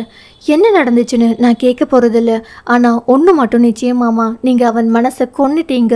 அவன் காதலை கொன்னுட்டீங்க. காதலிக்கிறது என்ன அவ்வளோ பெரிய தப்பா மாமா? அவன் கேட்டதற்கு விடை அவரிடத்தில் இல்லை. மௌனமாய் தலை குனிந்து அமர்ந்திருந்தார். ஆரம்பிச்சு வச்சது நீங்க, அப்போ நீங்க தான் இதை முடிச்சு வைக்கணும் என்றவன் அவர் பதிலை எதிர்பாராமல் தனது அறைக்கு சென்று விட்டான். அவன் சொன்னதை கேட்டு காளிமுத்து யோசனையில் ஆழ்ந்தார்.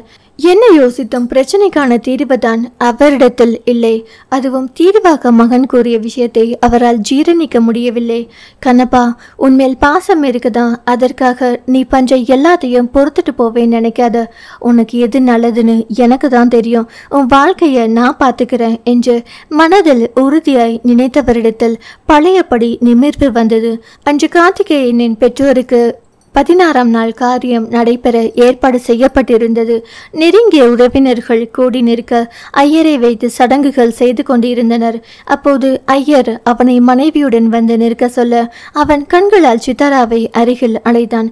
ருத்ரஷி இதை பார்த்து கொண்டு இருந்தாலும் அன்று போல் கணவன் அருகில் செல்ல அவளுக்கு விருப்பமில்லை. கார்த்திக், உன் சொந்த விஷயத்தில் நாங்க தலையிட விரும்பல, ஆனா எங்க அண்ணாவுக்கு செய்யற மரியாதையில் நாங்க தலையிட்டே ஆகணும்.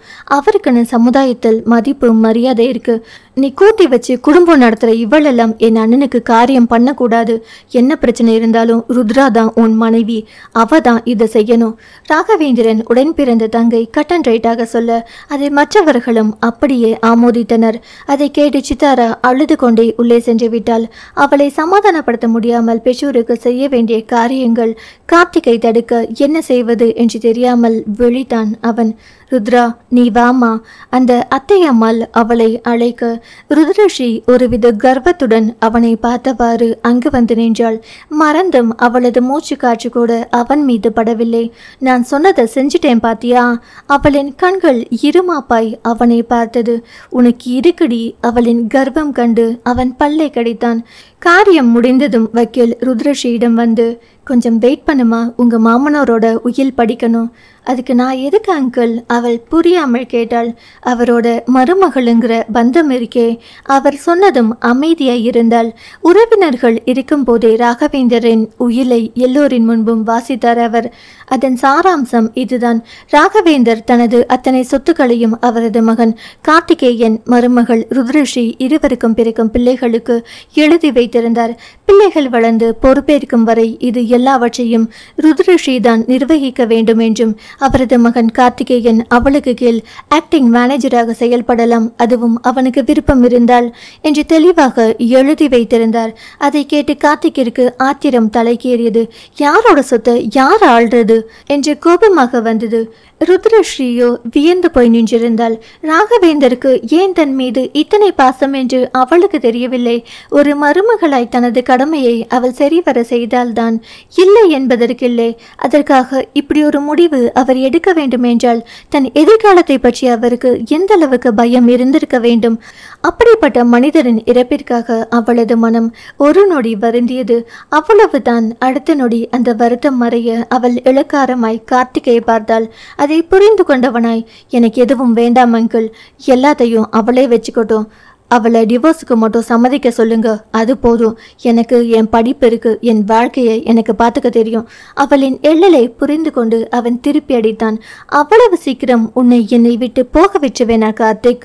மனதிற்குள் நினைத்தவள் பின் வக்கீலிடம், அங்கிள், நான் நிர்வாகம் பண்ணினால் என்ன, என் கணவர் நிர்வாகம் பண்ணினால் என்ன, எல்லாம் ஒன்றுதான். எல்லாவற்றையும் நிர்வாகம் பண்ற உரிமையை அவருக்கு நான் எழுதி கொடுக்கிறேன் என்றவள் கார்த்திகை பார்த்து கொண்டு, நிர்வாகம் பண்ண மட்டும்தான், ஆனால் எந்த ஒரு முடிவும் என்னை கேட்காமல் எடுக்கக்கூடாது. எல்லாவற்றிலும் என் முடிவே இறுதி முடிவு என்றால் அழுத்தம் திருத்தமாய். சரிம்மா, நீ சொல்றத அப்படியே செஞ்சிடுறேன், வக்கீல் செஞ்சுவிட. ஆனாலும் நம்ம ருத்ரா அளவுக்கு பொறுமை யாருக்கும் வராது. கார்த்திக், நீ தப்பு மேல தப்பு பண்ற, ஏதோ தெரியாம தப்பு பண்ணிட்ட சரி, ஆனால் இனியும் அதை தொடராத. பேசாம அந்த பொண்ணுக்கு பணத்தை கொடுத்து அத்து விடுற வழியை பாரு. நாங்க சொல்றத சொல்லிட்டோம், இதுக்கு மேல உன் சமத்து. இரு வீட்டு உறவினர்களும் அவனுக்கு அறிவுரை கூறிவிட்டு அகன்றுவிட, இதழில் உறைந்த புன்னகையுடன் ருத்ரஸ்ரீ அவனை நோக்கி வந்தாள். என்ன, நீ எனக்கு பிச்சை போடுறியா? நீ பிச்சை போட்டுதான் நான் வாழணும்னு அவசியம் எனக்கு இல்லை. கோபமாய் இறைந்த கணவனை மெச்சிய பார்வை பார்த்தாள். பரவாயில்லையே கார்த்திக், சம பிரெயின் உனக்கு, சரியா புரிஞ்சுக்கிட்டியே. வஞ்ச புகழ்ச்சியில் அவனை பாராட்டியவள் சற்றென்று முகமேறுக, ஆமாண்டா, நான் உனக்கு பிச்சை தான் போடுறேன். தொழிலில் மட்டும் இல்லை, வாழ்க்கையிலும் தான். தொழில் வேண்டாம்னு சொல்ற நீ, எங்க நான் போட்ட வாழ்க்கை பிச்சையோ வேண்டாம்னு சொல்லு பார்க்கலாம். தென்னாவட்டாய் பேசிய அவளின் பேச்சில் அவன் அதிர்ந்து போய் நின்றான். இப்போ நீ உன் வைப்பாட்டிக்கிட்ட அனுபவிக்கிற இந்த சுகம் கூட நான் போட்ட பிச்சை தாண்டா மடையா. முடிஞ்சா அதையும் தூக்கி எறிகிற வழிய பாரு. எகத்தாளமும் அழுத்தமுமாய் உரைத்தவள் அவனை திரும்பியும் பாராமல் நிமிர்ந்த நடையுடன் கம்பீரமாக நடந்து வெளியேறினாள். நான் உணர்வில்லாத ஜடம் என்றா நீ சொன்னாய். உணர்வில்லா ஜடம் தனது வாழ்க்கைக்காக போராடாது. இது எனக்கான அங்கீகாரத்துக்கான போராட்டம். உன்னை போல் கோழைகளை எதிர்த்து போராடும் ஒரு வீர பெண்ணின் போராட்டம்.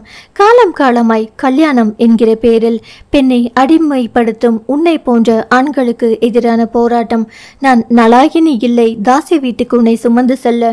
நான் கண்ணகி இல்லை உனக்காக வாழ்நாள் முழுவதும் காத்திருக்க. நான் சீதையும் இல்லை உனக்காக ஊருக்காக பயந்து தீக்குளிக்க. நான் நவீன பெண்களின் பிரதிநிதி. என்னுடைய சுயகௌரவம் காப்பாற்ற போராடும் ஒரு சராசரி பெண் நான்.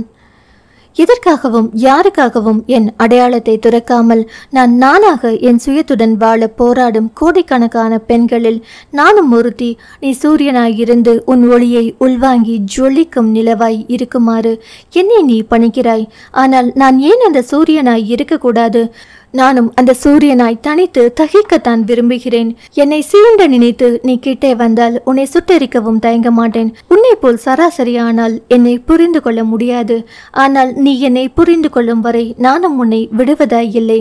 பார்க்கலாம் நீ யான் நானா என்று. அத்தியாயம் 9. பால்கனி தரையில் அமர்ந்திருந்த சித்தாராவின் கண்கள் இலக்கேன்றி வெளியில் வெறித்து கொண்டிருந்தது. திருமணமான ஒரு மாதத்தில் அந்த வாழ்வு கசந்துவிடும் என்று முன்பு யாராவது சொல்லியிருந்தால் அதை அவள் நம்பியிருக்க மாட்டாள். ஆனால் இன்று அந்த கசப்பை அவள் அனுபவித்துக் கொண்டிருந்தாள். எல்லாம் சுலபமாக சுபமாக முடிந்துவிடும் என்று நினைத்த விஷயங்கள் இன்று பூதாகரமாக மாறி அவளை விரக்தியின் எல்லை வரைக்கும் துரத்தி அடித்தது. தவறு செய்து விட்டோமோ என்ற குற்ற உணர்வு மனதை குடைய அவளால் நிம்மதியாக இருக்க முடியவில்லை. திருமணத்திற்கு முன் கணவன் சொன்ன விஷயங்கள் ஒன்று, ஆனால் இப்போது நடப்பதோ வேறொன்று. அவனின் பேச்சை நம்பி திருமணத்திற்கு சம்மதித்தது தவறோ என்ற எண்ணம் இப்போது அவளை வதைத்து கொன்றது. தவறுதான், எல்லா தவறும் என்மேல் தான் உள்ளது. விவாகரத்து பண்ண முன் அவசரப்பட்டு அவரின் பேச்சை நம்பி திருமணத்திற்கு சம்மதித்தது எனது தவறுதான். அதனால்தான் நான் இப்படி கேவலப்பட்டு நிற்கிறேன். இனி காலம் முழுவதும் இது கேவலமான வாழ்வை தான் நான் வாழ வேண்டுமா? இதுதான் எனக்கு விதிக்கப்பட்டதா? ஐயோ கடவுளே, இதுக்கா நான் ஆசைப்பட்டேன்? மனதுக்குள் புலம்பியபடி தலையில் அடித்து கொண்டு அழுதவளை அணைத்து தேற்றுவதற்கு கூட அங்கு ஆட்கள் யாரும் இல்லை. அவளின் சொந்த அண்ணன் கொல்கத்தா போய் சேர்ந்த மறுநாள் அவளிடம் பேசியது. அதன் பின் அவனும் பேசவில்லை. ஒருவேளை தங்கை நன்றாக இருப்பாள், கார்த்திக் நன்றாக பார்த்து கொள்வான் என்று நினைத்தானோ என்னவோ. அதே நேரம் கார்த்திகேய நட்சத்திர விடுதியொன்றில் முக்கிய கூட்டத்தில் கலந்து கொண்டு பேசிக் கொண்டிருந்தான். இரவு 8 மணியை தாண்டியும் நீண்ட அந்த பேச்சுவார்த்தையை அவன் அறவே வெறுத்தவனாய் அமர்ந்திருந்தான். அவன் எப்போதுமே மாலை 5 மணிக்குள் தனது அலுவல் வேலைகளை முடித்து கொள்வான். அதற்கு மேலுள்ள வேலைகளை அவனின் தந்தை தான் பார்க்க வேண்டும். அவனின் வேலை நேரம் காலை 10 மணி முதல் மாலை 5 மணி வரை மட்டுமே.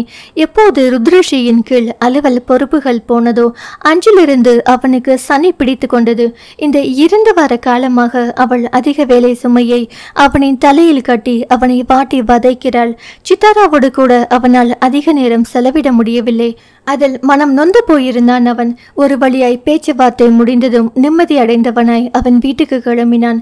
வீடு வந்ததும் தனது அறைக்கு வந்தவன் அங்கே மனைவியை காணாது திகைத்து அவளை தேடியவன். அவள் பால்கனியில் இருட்டில் அமர்ந்திருப்பதைக் கண்டு அங்கு வந்து அவள் அருகில் தரையில் அமர்ந்தான். சித்து பேபி, ஏன் இங்க வந்து உட்கார்ந்திருக்க? உள்ளவாடா. அவன் அவளின் கையை பற்றி ஒவ்வொரு விரலால் முத்தமிட்டான். இத்தனை நாளில் அவளின் உயிரை உருக்கிய அவனது தொடுகை இன்று ஏனோ அமிலத்தில் குளித்தது போல் உடலெல்லாம் பற்றி எறிந்தது.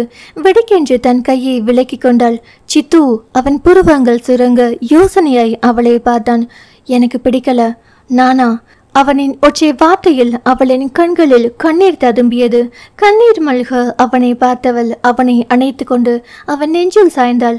எனக்கு பயமா இருக்குங்க. இப்படியே நம்ம வாழ்க்கையை போயிருமோன்னு பயமா இருக்கு. ஏன், நான் உன்னை ஏமாத்திடுவேன்னு பயப்படுறியா? அவனின் குரல் இறுகி போய் ஒலித்தது. இல்லை என்பது போல் தலையசைத்தவள். ஆனால் எனக்கான அங்கீகாரம் எனக்கு நீங்க கொடுக்கணும். உங்கள் மனைவியா நான் கௌரவமா வாழணும். எல்லாரும் சொல்வது போல் வைப்பாட்டியா வாழ எனக்கு விருப்பம் இல்லை. ருத்ரஸ்ரீ கூறிய அதே வார்த்தைகள் அவனது இதயத்தில் சம்பட்டியால் அடித்தது போல் வலித்தது. வேதனையுடன் அவளின் வாய் மீது கை வைத்து, ப்ளீஸ் பேபி, ரொம்ப வலிக்குது என்றான். உண்மையாக உங்களை புரிஞ்சுக்காம நான் இதை சொல்லல. ஆனா நம்ம இந்த சமுதாயத்துக்கு கட்டுப்பட்டு தான் வாழ்ந்தாக வேண்டியிருக்கு. அதுக்கு நம்ம கல்யாணம் அங்கீகரிக்கப்படணும். அவள் கூறுவது முற்றிலும் உண்மைதான். அதை அவனுமே உணர்ந்துதான் இருந்தான். ஆனால் அவன் முதல் மனைவி ருத்ரஸ்ரீ இந்த மனவிளக்குக்கு சம்மதிக்க மாட்டேங்கிறாளே. அவனுக்குமே என்ன செய்வதென்று தெரியவில்லை. நிச்சயம் பேபி, அதுக்காக தான் நான் போராடிக்கிட்டு இருக்கேன் சித்துமா என்றவனை வெறித்து பார்த்தவள். என்னை கல்யாணம் பண்ணிக்க கேட்டப்போ நீங்க சொன்னதில் 1% கூட நீங்க நிறைவேற்றலையே. அவளது வார்த்தைகளில் அவனது மனம் 1000 சவுக்கடி வாங்கியதை போல் ரணமானது. அன்றைய நிலையில் தந்தையை மட்டுமே கருத்தில் கொண்டு அவன் செயலாற்றினான். ஆனால் இன்றோ அந்த தந்தை இல்லாமல் செயலற்று போனவனாய் கைகள் கட்டப்பட்டு சூழ்நிலை கைதி போல் நிற்க வைக்கப்பட்டிருக்கிறான். நீங்க சொன்ன மாதிரி இந்த ஊர் வேண்டாம், இந்த மக்கள் வேண்டாம். நம்ம 2 பேரும் எங்கேயாவது கண்காணாத இடத்துக்கு போயிடலாம். இந்த அவமான பார்வையை தாங்கிட்டு தினம் தினம் செத்து பழைக்க என்னால முடியாதுங்க.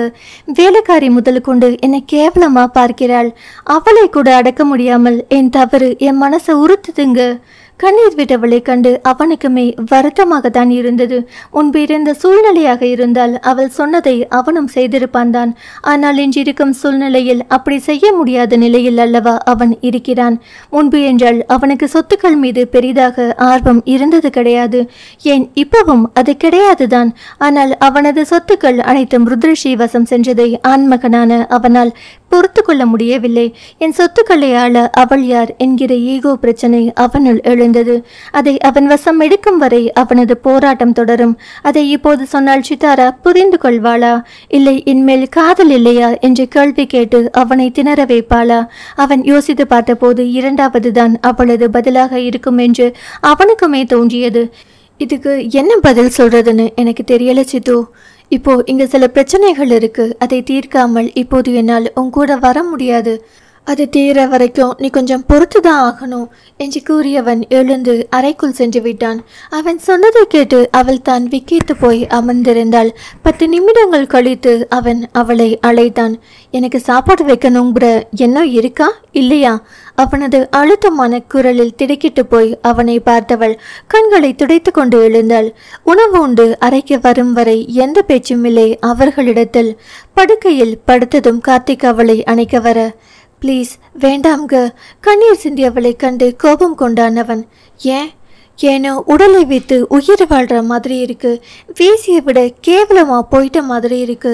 அவளது வார்த்தைகளில் அதிர்ந்து போனவனாய் தனது கைகளை எடுத்து விட்டான் அவன். அதற்கு மேல் அவன் அவளை வற்புறுத்தவில்லை. அவளின் வேதனை அவனுக்கும் புரிந்துதான் இருந்தது. இந்த இடைப்பட்ட காலத்தில் அவன் எங்கு அழைத்தாலும் வர தயங்கியவளின் மனதில் என்ன இருக்கிறது என்பது இப்போதுதான் அவனுக்கும் தெரிந்தது. அவனும் அவளை சந்தோஷமாக வைத்துக் கொள்ளத்தான் முயற்சிக்கிறான். விலையுயர்ந்த புடவை, நகை என அவளுக்காக பார்த்து பார்த்து தேர்ந்தெடுத்து வாங்கி வந்து அவளின் காலடியில் அவன் அள்ளி அள்ளி குவித்த போதும் அவளின் முகத்தில் மலர்ச்சியை கொண்டு வர அவனால் முடியவில்லை. அவளின் வேதனையையும் அவனால் குறைக்க இயலவில்லை. அவளின் முகத்தில் மகிழ்ச்சியை மலர் செய்ய வேண்டும் என்றால் அதற்கு ஒரே வழிதான் இருக்கிறது. அது அவன் அவளுக்கு விவாகரத்தை பரிசாக கொடுக்க வேண்டும். அதற்கடுத்து என்ன செய்ய வேண்டும் என்பதை அவன் யோசித்துக் கொண்டிருந்தான். சில நிமிடங்களில் விடை கிடைத்தவனாய் தனது அலைபேசியை எடுத்து வசந்தை அழைத்தான். அவனது வக்கீல் நண்பன் அவன். வசந்த், நாளைக்கு கோர்ட்டில் டிவோர்ஸுக்கு அப்ளை பண்ணிரு. மியூச்சுவல் அண்டர்ஸ்டாண்டிங்கில் பிரச்சனை இல்லாமல் பிரிஞ்சிடலாம்னு நினைச்சா அவ அப்படி விடமாட்டா போல இருக்கு. கோர்ட் கேஸுன்னு நாரடிச்சாதான் அவ எனக்கு டிவோர்ஸ் கொடுப்பா. காரணமா என்று சிரித்தவன். காலங்காலமா நம் ஆணினம் என்ன காரணத்தை சொல்லுவோமோ அதை சொல்லுவோம். ஏண்டா பயப்படுற? நீ இந்த மாதிரி காரணத்தை சொல்லு, அதுக்கப்புறம் நடக்க வேண்டியது கொஞ்சம் கொஞ்சமா நான் சொல்றேன் என்றவன் அலைபேசியை அணைத்து விட்டு படுத்தான். அவனது வார்த்தைகளை கேட்டு சித்தராவின் மனம் சற்றே குளிர்ந்தது. கண்களை மூடி படுத்திருந்தவன் நெஞ்சில் மெதுவே கையை வைத்தாள் அவள். அவன் கண் விழித்து அவளை திரும்பி பார்த்தான். அவன் அருகில் வந்தவள் அவனது நெஞ்சில் முகம் புதைத்து படுத்து சாரிங்க என்க அவனோ அசையாது படுத்திருந்தான். அவனது கோபம் அவளுக்கு புரிய அவனை சமாதானப்படுத்த முயற்சியாக அவனது முகம் முழுவதும் முத்திரையை பதிக்க ஆரம்பித்தாள் அவள். அதில் மனமயங்காமல் அவளை விலக்கியவன். சட்டப்படி நீ என் மனைவியான பின் நான் உன்னை தொடுகிறேன் என்றவன் மறுபடியும் திரும்பி படுத்து கொண்டான். முதல் முறையாய் கணவனின் புறக்கணிப்பில் மனம் துடித்து போனவள் அடுத்து செய்த எல்லாவித சமாதான முயற்சிகளிலும் அவனிடத்தில் பழிக்கவில்லை. கணவனின் இந்த கோபம் பெண்ணவள் மனதை பெரிதும் பாதித்தது. அவனை மட்டுமே நம்பி இங்கே வந்திருப்பவள் அவள். எல்லா பெண்களும் கணவனை மட்டும் நம்பிதான் புகுந்த வீட்டில் காலடி எடுத்து வைக்கிறார்கள். ஆனால் இங்கே அவளின் நிலைமையே வேறு. கணவன் என்கிற உறவு இருக்கு, ஆனால் இல்லை. அவன் அவளுக்கு மட்டும்தான் சொந்தம், ஆனால் சொந்தமில்லை. இப்படி ஒரு திருசங்க நிலையில் இருப்பவளுக்கு அவனின் கோபம் மேலும் அவளுள் பயத்தை விளைவித்தது. கண்முன்னே எதிர்காலம் இருந்து கிடப்பது போல் ஒரு தோற்றம். பாவையவள் தன் வேதனையை அழுகையில் கரைக்க முயல அந்தோ பரிதாபம். அந்த கண்ணீர் அவளது வேதனையை தீர்ப்பதற்கு பதில் இன்னமும் அதிகரிக்க செய்தது. இனி கண்ணீர் மட்டுமே தனது வாழ்க்கையோ என்று அவளது மனம் வேதனையில் உழன்றது. செல்வா கவலையுடன் ஜெகன் முன் அமர்ந்திருந்தான். ஜெகனுக்கும் மனதில் கவலை இருந்தாலும் அதை பொருட்படுத்தாமல் அடுத்து என்ன செய்வது என்று யோசித்துக் கொண்டிருந்தான். மச்சி, கையில் இருக்கிற படத்தை முடிக்கவே இன்னும் நிறைய பணம் தேவைப்படுதுடா. ஆனால் நம்ம கிட்ட அவ்வளவு பணம் இல்லையே மச்சி. செல்வா சொல்வதும் உண்மைதான். கையில் இருந்த பணத்தை எல்லாம் ருத்ரஸ்ரீயின் நிறுவன பங்குகளை வாங்குவதில் முதலீடு செய்திருக்கிறான். இது சாதாரணமாய் ஆயிரக்கணக்கில் லட்சக்கணக்கில் செய்யும் முதலீடு இல்லை. அவளது நிறுவனத்தில் 20% பங்குகளை அவன் கோடிக்கணக்கான ரூபாய் கொடுத்து வாங்கியிருக்கிறான். அதில் அவனுக்கு வருமானம் வரும் தான், அது இனிமேல் தான் வரும். அப்படியே அது வந்தாலும் அதை அவன் கையால் கூட தொடாமல் மீண்டும் அதில் முதலீடு செய்யத்தான் அவன் எண்ணினான். ஏனெனில் அவளின் தேவை அவனுக்குமே தெரியும். மாமா கிட்ட கேட்கலாமா மச்சி? செல்வா அதற்கு தீர்வு கோர, இனியும் அவரை நம்பி என் வாழ்க்கையை அடகு வைக்க நான் தயாரா இல்ல என்றான் ஜெகன் பட்டென்று. என்னடா நீ இந்த நேரத்திலும் இந்த வீராப்பு அவசியமா? வேற யார்கிட்டையாவது கடனா கேளுமாப்ல, நானும் தெரிஞ்சவங்க கிட்ட கேட்டு பார்க்குறேன் என்றவன். முடிஞ்ச வர சமாளிப்போம், இல்லைனா அவர்கிட்ட போய் சொத்தை பிரிச்சு கேட்போம் என்றான் அசால்ட்டாய். இதில் என்ன ஏண்டா கோர்த்து விடுற? நான் எப்போடா சொத்தை கேட்டேன்? அப்புறம் உன் தங்கச்சி வரதட்சணை கேட்டேன்னு என்னை பிடிச்சி ஜெயிலில் போட்டுற போறா. அலறினான் செல்வா. முதல்ல ரம்யா கிட்ட சொல்லி அதை செய்ய சொல்றேன். இந்த கொசு தொல்லை தாங்க முடியலடா நாராயணா என்றான் ஜெகன் கேலியாய் சிரித்தபடி. போடா என்ற முகத்தை தூக்கிய செல்வா பின் சீரியஸாக, எதுக்கும் மாமா கிட்ட? அதற்கு முறைத்த நண்பனிடம் மேலே பேச்சை வளர்க்காமல் கிளம்பினான் செல்வா. அடுத்து அவன் சென்று நின்ற இடம் காளிமுத்து முன். செல்வா சொன்னதை பொறுமையாக கேட்டவர், நான் கண்ணப்பாவை பார்க்கணுமே. இப்போ வேண்டாம் மாமா, கொஞ்சம் கோபம் குறையட்டும். இப்போ பேசுனீங்கன்னா வீண் பிரச்சனை தான் வரும். கொஞ்சம் பொறுமையா இருங்க மாமா. அவன் சொன்னதை கேட்டு பெருமூச்சு விட்டவர், இத்தனை சொத்து சுகம் இருந்தும் அவன் கஷ்டப்படுறத பார்க்கும்போது எனக்கு கஷ்டமா இருக்கு. அது எல்லாமே அவனுக்கு தானே. அப்படிப்பட்ட சொத்துக்காரன் ஊராங்கிட்ட கையேந்திக்கிட்டு திரியிறான். இப்படி ஒரு நிலைமை அவனுக்கு தேவையா? அவர் கோபமாய் படபடக்க, மாமா உங்களால் பணத்தை கொடுக்க முடியுமா முடியாதா பட்டென்று செல்வா கேட்க, ஓஹோ டொரே சொன்னா உனக்கு கோபம் பொத்துக்கிட்டு வரதாக்கும். இந்த கோபத்தை அவன்கிட்டயும் கொஞ்சம் காட்டு, அப்படியாவது அவன் திருந்துறானான்னு பார்ப்போம். மகன் மீது மனஸ்தாபம் இருந்தாலும் அவனுக்கு உதவி செய்ய மறுக்கவில்லை காளிமுத்து. அவரை விட அவன் மீது வேறு யாரும் இந்த அளவுக்கு பாசம் வைத்து விட முடியுமா என்ன? இப்போதைய பணப்பிரச்சனை தீர்ந்தது. ஆனால் அடுத்தடுத்து செல்வாவுக்கு ஜெகனை நினைத்து பயமாக இருந்தது. அதே சமயம் பாவமாகவும் இருந்தது. காதலுக்காகத்தான் என்றாலும் அவன் இப்படி நடந்து கொள்வது சற்று அதிகப்படிதானே என்று கூட அவனுக்கு தோன்றிய எண்ணத்தை நண்பனிடத்தில் கூற முடியாமல் உள்ளுக்குள்ளேயே வைத்து கொண்டு வருத்தப்பட்டான் அவன். நண்பனை வருத்தப்பட வைக்க என்றுமே அவனால் முடியாது. ருத்ரஸ்ரீயின் கைகளில் அவளது கார் காற்றை விட வேகமாய் பறந்து கொண்டு இருந்தது. சென்னையிலிருந்து 30 கிலோமீட்டர் தொலைவு தள்ளி வந்ததும் அவளது கார் ஓரிடத்தில் நின்றது. அந்த இடத்தை கண்டதும் அவளது உடல் ஒரு முறை அதிர்ந்து அடங்கியது. கால்கள் இறங்க மறுத்து அடம் பிடித்தது.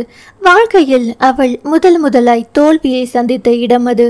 பெருமுயற்சி செய்து காரில் இருந்து இறங்கியவள் அந்த கட்டிடத்தை நோக்கி நடந்தாள். பாதி எரிந்தும் எரியாமல் உடைந்தும் உடையாமல் இருந்த அந்த கட்டிடத்தை பார்க்கும்போது எப்படியெல்லாம் திட்டமிட்டு தான் தோற்கடிக்கப்பட்டு இருக்கிறோம் என்ற வழி அவளது நெஞ்சை குத்தி கொன்றது. கண்களில் ஆசை கனவுகள் மின்ன அந்த கட்டிடத்தின் சுவரை ஒருவித பாசத்துடன் தடவி கொடுத்தாள் அவள். தொழிலை உயிருக்குயிராய் நேசித்தவளின் பல ஆண்டு தவம் இது. தவத்தின் பலனை அனுபவிக்க முன் அந்த தவத்தை யாரோ திட்டமிட்டு கலைத்து விட்டனர். வெளிநாட்டு நிறுவனத்துடன் கைகோர்த்து அவள் உண்டாக்கிய கனவு நிறுவனம் இது. எல்லா தரப்பட்ட நிறுவனங்களுக்கும் தேவையான இயந்திரங்களை தயாரித்து தரும் நிறுவனம் தானது. எல்லோருமே ஒரு குறிப்பிட்ட துறையை சார்ந்த இயந்திரங்களை மட்டுமே உற்பத்தி செய்வார்கள். ஆனால் அவை எல்லாமே ஒரே இடத்தில் கிடைக்கும் நோக்கோடு அவள் ஆரம்பித்ததுதான் இந்த நிறுவனம். அதாவது வீட்டுக்கு தேவையான பொருட்கள் எல்லாம் ஒரே இடத்தில் கிடைப்பது போல் பல நிறுவனங்களுக்கு வேண்டிய இயந்திரங்கள் எல்லாம் ஒரே இடத்தில் கிடைக்கும்படி அமைக்கப்பட்டதுதான் இந்த நிறுவனம். ஏக்கர் கணக்கில் நிலம் வாங்கி கோடிக்கணக்கில் முதலீடு செய்து வெளிநாட்டில் வேலை செய்து கொண்டிருந்த அத்தனை இந்திய பொறியியல் வல்லுநர்களையும் இங்கு வேலை கிடைத்து வந்து பிரம்மாண்டமாக ஆரம்பிக்க திட்டமிட்டு எல்லாம் கைகொடி வந்த கடைசி நேரத்தில் தான் அந்த அசம்பாவிதம் நடந்தது. திறப்பு விழாவிற்கு முந்தைய நாள் தான் அந்த தீ விபத்து நிகழ்ந்தது. சிலர் குண்டுவெடிப்பு என்றார்கள், சிலர் மின்சார கசிவினால் நடந்த விபத்து என்றார்கள். மொத்தத்தில் எப்படி நடந்தது என்பது எல்லோரின் அனுமானமாகவே இருந்தது. எதையும் தீர்மானமாக யாராலும் சொல்ல முடியவில்லை. அவள் அந்த நிறுவனத்தை காப்பீடு செய்திருந்தால்தான். ஆனால் இந்த விபத்தை ஏதோ அவளை திட்டமிட்டு செய்தது போல் அவர்களது அறிக்கை கூறிய போது அது அவளுக்கு பெரிய அதிர்ச்சியாக இருந்தது. அதனால் அந்த இழப்பீட்டு தொகையும் அவளின் கைகளுக்கு வரவில்லை. அது கூட அவளுக்கு கவலை அளிக்கவில்லை. இன்று இல்லை என்றால் நாளை அவளால் அந்த பணத்தை சம்பாதித்துக் கொள்ள முடியும். ஆனால் அவளுக்கென்றிருந்த பெயர், நம்பிக்கை, இதையெல்லாம் அவள் எப்படி சம்பாதிக்கப் போகிறாள்? இதில் பணத்தை மட்டும் அவள் இழக்கவில்லையே, தொழில் வட்டாரத்தில் அவளின் நிறுவனத்தின் மீது இருந்த ஒட்டுமொத்த நம்பிக்கையையும் ஓரிரவில் அவள் இழந்து விட்டாளே. அதுதான் இதில் உள்ள வேதனையான விஷயம். ஒப்பந்தம் போட்ட வெளிநாட்டு நிறுவனம் இதற்கு மேல் தங்களது ஒத்துழைப்பை கொடுப்பதாக இல்லை என்று கூறி விலகி கொண்டனர். அதற்கு டேர்ம்ஸ் அண்ட் கண்டிஷன்ஸ் என்று நொண்டிசாக வேறு. அதன்படி அவள் பாதுகாப்பாய் நிறுவனத்தை தொடங்கவில்லை என்று கூறி அவர்கள் கையை விரித்து விட்டனர். இதில் அழைத்து வந்த அத்தனை பொறியியல் வல்லுநர்களுக்கும் இன்னமும் அவள்தான் மாத சம்பளம் என்கிற பேரில் லட்சக்கணக்கில் பணத்தை அள்ளி கொடுத்து கொண்டிருக்கிறாள்.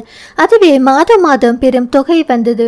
அப்படி செய்யாவிட்டால் மீண்டும் அவர்களை அணுகுவது என்பது குதிரை கொம்புதான். அது மட்டுமில்லாமல் மற்ற செலவுகளும் சேர்ந்து அவளது கழுத்தை இறுக்கி பிடித்தது. மூச்சு விடக்கூட முடியாமல் திணறிக் கொண்டு இருக்கிறாள் அவள். 24 வயதில் அவள் அனுபவிக்கும் துன்பம் சற்று அதிகம்தான். சில சமயம் அது அவளால் தாங்க முடியாததாய் இருக்கத்தான் செய்கிறது.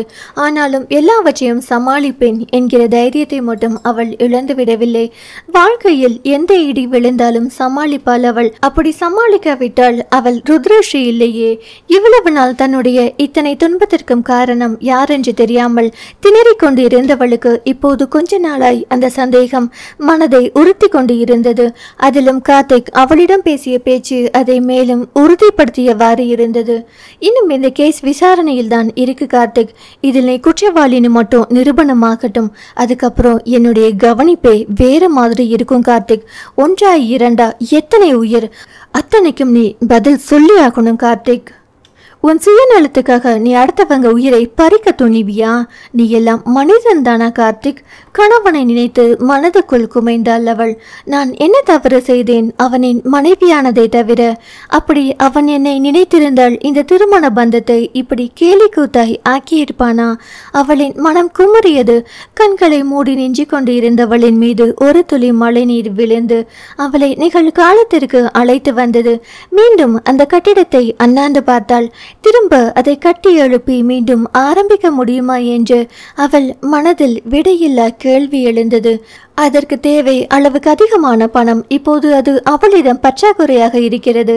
யாரிடம் பணம் கேட்பது, எப்படி பணம் கேட்பது, என்ன சொல்லி கேட்பது என்று யோசித்தவளின் கண்முன் ஜெகனின் முகம் மின்னி மறைந்தது. அத்தியாயம் 10. மச்சி, இது உனக்கே நல்லா இருக்காடா? காலங்காத்தால பொண்டாட்டியை கட்டி பிடிச்சிட்டு சுகமா தூங்குறவன இப்படி கோவிலுக்கு இழுத்துட்டு வந்து இருக்கியே, இது நியாயமாடா, தர்மமாடா? ஐயோ, தனி மனிதனுக்கு உறக்கம் இல்லையெனில் இந்த ஜெகத்தை அழித்து விடு பராசக்தியே. திரைப்பட வசனம் போல் நடித்து புலம்பிய செல்வாவின் புலம்பல்கள் எல்லாம் ஜெகனின் காதல் விழுந்தால் அல்லவா அதுக்கு அவன் பதிலளிப்பான். அவனின் கவனமோ சுற்றுப்புறத்தை கவனமாக அலசி ஆராய்வதில் இருந்தது. மச்சி, மார்கழி மாசம் கோவிலுக்கு வந்தா கூட ஒரு அர்த்தம் இருக்கு. ஏன்னா அப்ப சுட சுட பிரசாதம் கொடுப்பாங்க. காலையில் எந்திரிச்சதுக்கு அந்த புண்ணியமாவது கிடைச்சிருக்கும்.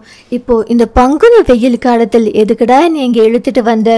கடப்புடன் கேட்ட செல்வாவின் கையில் சுட சுட இருந்த சர்க்கரை பொங்கல் அடங்கிய பாத்திரத்தை வைத்தான் ஜெகன். ஐ, நெய் மிதக்கும் சர்க்கரை பொங்கல். நாவில் எச்சிலூற அதை பார்த்த செல்வாவின் தலையில் தட்டிய ஜெகன், இது உனக்கில்ல, வந்திருக்கிறவங்களுக்கு கொடுக்கறதுக்கு என்றதும் அப்போதுதான் அவனுக்கும் அது உரைத்தது. டேய், நானும் உன் கூட தானே வந்தேன், இதை எப்படா கொண்டு வந்த? கொண்டு வரல மாப்பிள்ள, இங்க செய்ய சொன்னது என்றவன் தன் கையில் இருந்த சுண்டல் பாத்திரத்தில் இருந்து சுண்டலை எடுத்து வந்தவர்களுக்கு விநியோகிக்க ஆரம்பித்தான். மச்சி, நீ பண்றதெல்லாம் கொஞ்சம் இல்லடா, ரொம்பவே ஓவர். நாடறிஞ்ச ஒரு ப்ரொடியூசர் இப்படி நடு கோவிலில் சுண்டல் கொடுக்குறானே, அதை விட என்னையும் இப்படி பாத்திரத்தை கையில் ஏந்த வச்சிட்டானே என்று புலம்ப, ஆமா, உன் மூஞ்சியும் ஏன் மூஞ்சியும் தான் இவங்களுக்கு ஞாபகத்தில் இருக்க போது பாரு, பேசாம வாடா என்று கடிந்த ஜெகன் கடமையை கண்ணாக இருக்க, அது என்னமோ வாஸ்தவம் தான் மச்சி. ஸ்கிரீனில் மூஞ்சி காற்றவங்களை கொண்டாடுற அளவுக்கு நம்மளை எங்க கொண்டாடுறாங்க? எப்பவாவது படத்துக்கு அவார்ட் கிடைச்சா அன்னைக்கு மட்டும் திரும்பி பார்ப்பானுங்க. அதுக்கப்புறம் நம்ம ஒரு ஜீவன் இருக்கோன்றதையே இவங்களுக்கு அமிஷா வந்த மாதிரி மறந்து போயிருமே என்று ஆதங்கப்பட்டவன். இதுக்குதான் அந்த டைரக்டர் என்னை ஹீரோவா போட்டு படம் எடுக்கிறேன்னு சொன்னா, நீ தான் அதை வேண்டாம்னு தடுத்துட்ட. தன்னை குறை கூறிய நண்பனை கண்டு நம்மட்டு சிரிப்பு சிரித்த ஜெகன், அதுல உனக்கு ஜோடி ஒரு குரங்காமேடா. என் நண்பனுக்கு தெரிஞ்சே இப்படி ஒரு துரோகம் பண்ண எனக்கு மனசு வருமா? நீ ஏன் சொல்லு? சிரியாமல் சொன்னவனை கண்டு சிரித்த செல்வா, அதனாலதான் மச்சி நீ தப்பிச்ச, இல்ல உன்னை அன்னைக்கே கண்டம் பண்ணியிருப்பேன் என்று கெத்தாக கூறியவன், இப்ப எதுக்கு நாம இப்படி பாத்திரத்தை தூக்கிட்டு பிச்சைக்காரன் ரேஞ்சுக்கு நிக்கிறோம்? நீ காரணம் இல்லாம இதை செய்ய மாட்ட. இதுக்கு பின்னாடி இருக்க மர்மம் என்ன நண்பா? அக்கட சூடு நண்பா என்ற ஜெகன் அவனை போல். ஜெகன் கை காட்டிய திசையில் சித்தாரா அமர்ந்திருந்தாள். சுவாமி சந்நிதிக்கு சற்று தள்ளி சுவாமியை பார்த்தபடி அமர்ந்திருந்தவளின் தோற்றம் பார்ப்பவர் மனதை பிழியும்படி அத்தனை சோகமாக இருந்தது. அவள் கண்களில் இருந்து மௌனமாக வழிந்த கண்ணீரை அதற்கு சாட்சி. அவளின் மனநிலையை உணர்ந்த ஜெகனின் மனதிலும் கவலை எழுந்தது. இன்றுதான் அவளை மிக அருகில் இருந்து பார்க்கிறான். அந்த நட்சத்திர விடுதியில் இருந்த அரையிருட்டில் அவன் அவளை சரியாக பார்க்கவில்லை. அதன் பின் துக்க வீட்டில் அவளை பார்த்தான் தான். ஆனால் அன்று சற்று தள்ளி இருந்துதான் பார்த்தான். இதுபோல் அருகில் இருந்து கவனித்து பார்க்கவில்லை. மிகவும் சின்ன பெண்ணாக இருந்தால் அவன் நினைத்தது போல் அவள் சின்ன பெண்தானே. இதுக்கு தானா? அவள் இங்க வருவாள்னு உனக்கு எப்படி தெரியும் மச்சி? ஆர்வமாக கேட்ட செல்வாவிடம். அதெல்லாம் ஆள் வச்சு வேவு பார்த்துட்டோம்ல. அவள் வெளியில் வரக்கூடிய ஒரே இடம் இங்க மட்டும்தான். அதான் இங்க அவளை சந்திக்க பிளான் பண்ண என்றவன். ரொம்ப சின்ன பொண்ணா இருக்காளேடா என்றான் தாடையை தடவி யோசித்தவாறு. ஏன் சின்ன பொண்ணா இருந்தா என்ன? ஆனா அவன் பண்ணி இருக்கிறது எல்லாம் பெரிய பெரிய வேலை என்று செல்வாவின் மனம் கசந்தது சித்தாராவின் செயலை நினைத்து. அவளை அப்படியெல்லாம் பேசாதடா என்று அவனை கடிந்தவன். அவள் உண்மையாதாண்டா அவனை காதலிச்சு கல்யாணம் பண்ணியிருக்கா. என்ன ஒன்று, காதலிச்சவன் தான் சரியில்லாம போயிட்டான் என்றவன்.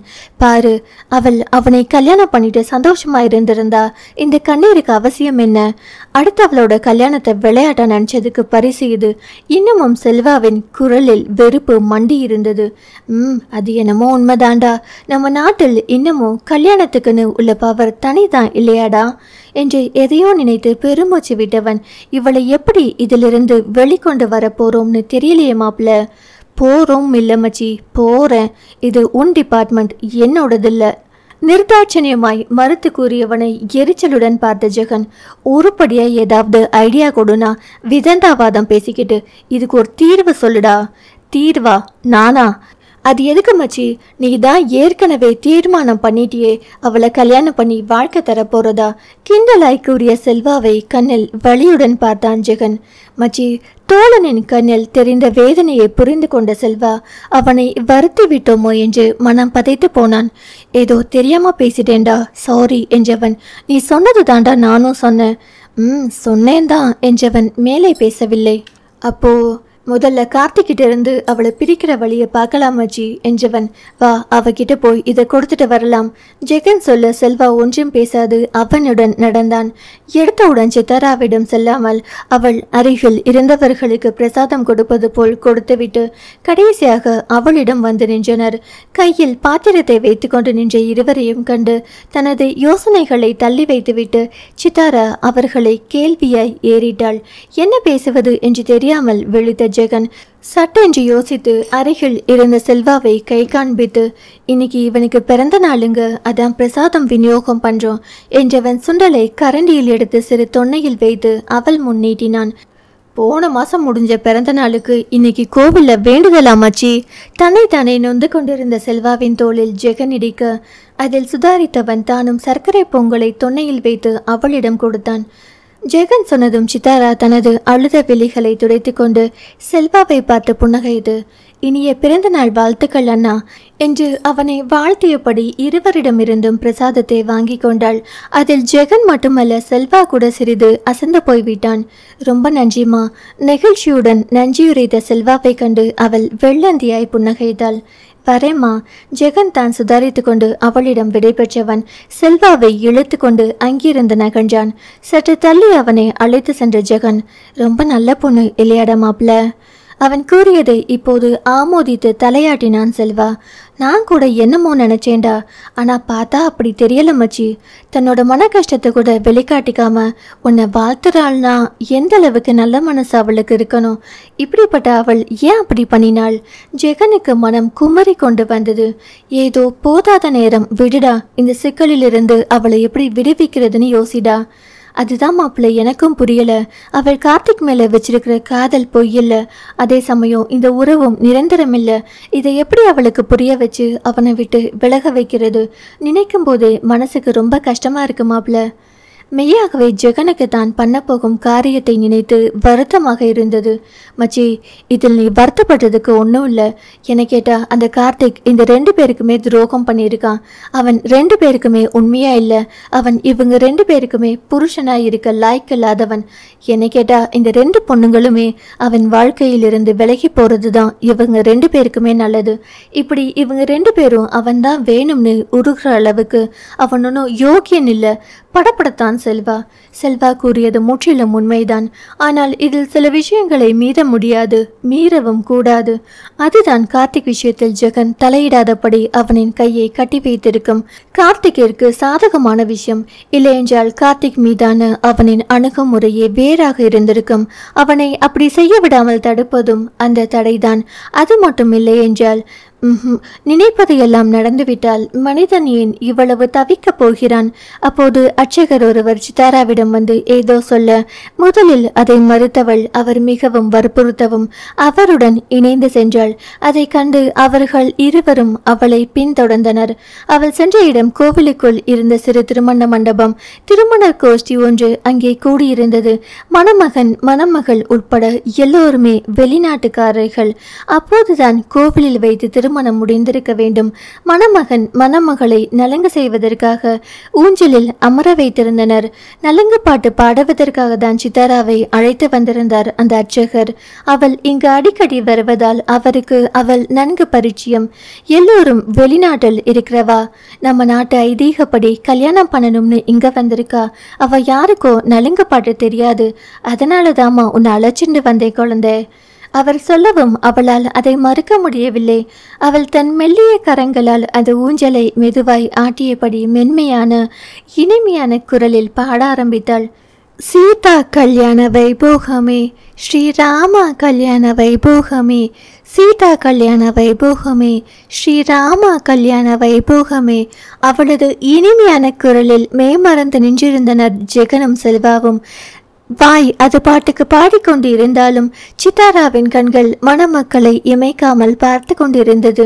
மணமக்கள் இருவரின் முகத்தில் தெரிந்த மகிழ்ச்சியை கண்டபோது தனது திருமணமும் இப்படி நடந்திருந்தால் எப்படி இருந்திருக்கும் என்று நினைக்காமல் அவளால் இருக்க முடியவில்லை. தனது திருமணம் யாருக்கும் தெரியாமல் திருட்டுத்தனமாய் நடந்து முடிந்ததை இப்போது அவளால் ஜீரணிக்க முடியவில்லை. அன்று சரியாய் தோன்றிய விஷயம் இன்று தவறாய் தோன்றி அவளை வதைத்து கொன்றது. மணமகன் மணமகள் இருவரும் தங்களது விழி வழியே நேசத்தை பரிமாறிக்கொண்டதை அந்த பேதையவள் பார்த்து கொண்டுதான் இருந்தாள். கணவன் மேல் காதல் இருந்தும் இதே போல் அதை கூட அவனிடத்தில் அவளால் உரிமையாய் காட்ட இயலவில்லை என்பதை உணர்ந்தவளுக்கு தனது நிலையை குறித்து அவளுக்கே இரக்கமாயிருந்தது. ஏனோ தான் தரம் இறங்கி போய்விட்டோம் என்று வெளிநாட்டினர் நம் கலாச்சாரத்தின் மீது வைத்த நம்பிக்கையை தான் ஏன் வைக்காமல் போய்விட்டோம் என்று காலம் கடந்து மனதுக்குள் வருந்தியவளுக்கு விடை தான் கிடைக்கவில்லை. அவசரப்பட்டு தான் எடுத்த முடிவு என்று தன் வாழ்க்கையை சீரழிக்கிறது என்பது மட்டும் அவளுக்கு நன்கு புரிந்தது.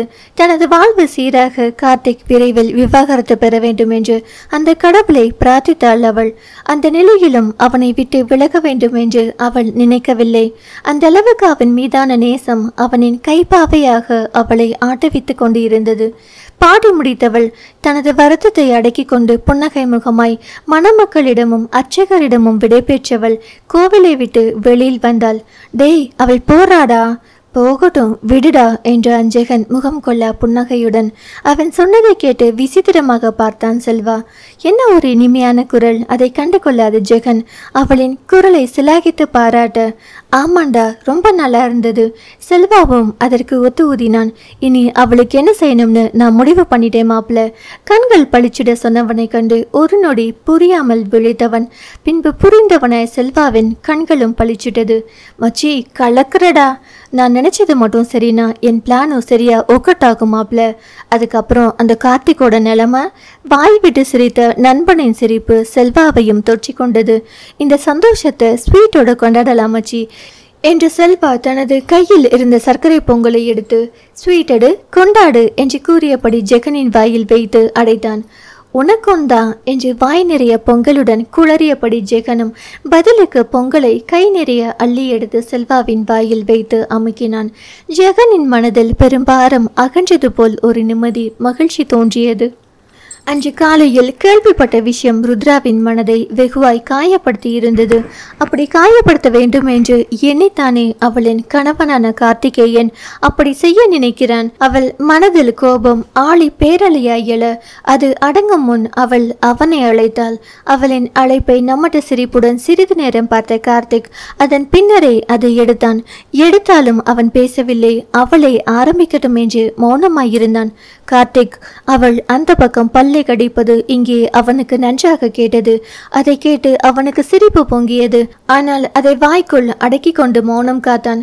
கோர்ட்டில் டிவோர்ஸுக்கு அப்ளை பண்ண போறியாமே, எவ்வளவு தைரியம் உனக்கு! கொதித்தவளின் கொதிப்பு அவனுக்கு உல்லாசத்தை ஏற்படுத்த அவன் வாய் விட்டு வில்லன் சிரிப்பு சிரித்தான். அவனது சிரிப்பில் அவள் தன் கோபத்தை கட்டுப்படுத்தி கொண்டு நிதானத்தை வரவழைத்து கொண்டாள். ச்சே, என்ன இது? நானும் ஒரு சராசரி பெண்ணாய் கோபப்பட்டு கொண்டு என் தைரியம் என்ன ஆவது? என் நிதானம் எங்கே போனது? மனதை கட்டுக்குள் கொண்டு வந்தவள், என்னை பற்றி நல்லா தெரிஞ்சிருந்தோ நீ இப்படி ஒரு காரியத்தை பண்ண துணிஞ்சிருக்கியே கார்த்திக் என்றவள் நிறுத்தி நிதானமாய் குளிர் விட்டு போயிடுச்சா கார்த்திக்? அவளது வார்த்தையில் தெரிந்த அழுத்தத்தில் அவனின் மனதில் சில்லென்று பயம் எழுந்தது. அவளோடு இருந்த இந்த ஒரு வருடத்தில் அவளது முகபாவத்தில் இருந்து அவளின் குரலின் தன்மை வரை எல்லாமும் அவனுக்கு அத்துப்படி. அதனால்தான் அவனால் அவளை எளிதில் வீழ்த்த முடிந்தது. எதிரியை வீழ்த்த வேண்டும் என்றால் அவர்களை பற்றி ஆதி முதல் அந்தம் வரை, பலம் முதல் பலவீனம் வரை தெரிந்து வைத்திருப்பது அவசியம் என்பதை வாழ்க்கை பாடம் அவனுக்கு கற்றுக் கொடுத்து இருந்தது. அது எப்படி என் கேரக்டரை ஸ்பாயில் பண்ணி நீ கோர்ட்டில் சொல்லுவ? அதை நான் கையை கட்டிட்டு வேடிக்கை பார்க்கணுமா? என்னை என்னடா நினச்ச? உன்ன மாதிரி பொட்ட பயலா முதுகில் குத்துறதுக்கு நான் நினச்சா இப்போ இந்த நிமிஷம் உன்னை தூக்கிடுவேன். தூக்கி கல்யாண வாழ்க்கையை மதிக்கிறதால தான் இன்னமும் அதை செய்யாமல் இருக்கேன். இல்லை, நீ பண்ணிய துரோகத்துக்கு அப்பவே உன் ஃபோட்டோவுக்கு பூமாலை போட்டு என் வீட்டு பூஜை அறையில் மாட்டி வச்சிருப்பேன். வாழாவட்டி டிவோர்ஸிங்கிற பட்டத்துக்கு விதவைங்கிற பட்டம் பரவாயில்ல. என்ன கார்த்திக், நான் அதை பண்ணட்டுமா? கேலி வார்த்தைகளில் கேட்டவளின் குரலில் கேலி இல்லை, சொன்னதை செய்துவிடும் தீவிரமே அதில் தெரிந்தது. அதில் அவன் அச்சத்தில் உறைந்தான். தான் ஆண்மகன் என்பதையும் மறந்து அவளை பற்றி நன்கு அறிந்தவனாய், இல்லை போலீஸில் ஒரு கம்ப்ளைண்ட் பண்ணவா? முதல் மனைவி நான் உயிருடன் இருக்கும்போது என் புருஷன் இரண்டாவதா ஒரு பொண்ணை கல்யாணம் பண்ணி வீட்டில் கூட்டி வச்சு குடும்பம் நடத்துறான்னு. இதுக்கு என்ன தண்டனைன்னு உனக்கு தெரியுமா கார்த்திக்? இல்லைனா இப்போ தெரிஞ்சுக்கோ, 7 வருஷம் நீ ஜெயிலில் களி திங்கணும். உனக்கு எது வசதி கார்த்திக்? உயிரை விட போறியா இல்லை ஜெயிலில் களி திங்க போறியா? அவள் சொன்ன இரண்டில் இருந்தும் அவனால் தப்ப முடியாது என்பதை அவன் நன்கு உணர்ந்தே இருந்தான். அதனால் தனது முட்டாள்தனமான வீரத்தை எல்லாம் மூட்டை கட்டி வைத்துவிட்டு அவளிடம் பணிந்து போக நினைத்தான். இப்போ நான் என்ன பண்ணணும் என்றான் எரிச்சலாக. உன் ஃப்ரெண்டுக்கு ஃபோன் பண்ணி கேஸை கோர்ட்டில் ஃபைல் பண்ணாமல் இருக்கிற வழியை பாரு. சரி செய்கிறேன், ஆனால் அதுக்கு பதிலாக நீ எனக்கு டிவோர்ஸ் கொடுத்துடு என்றான் சமாதானமாக.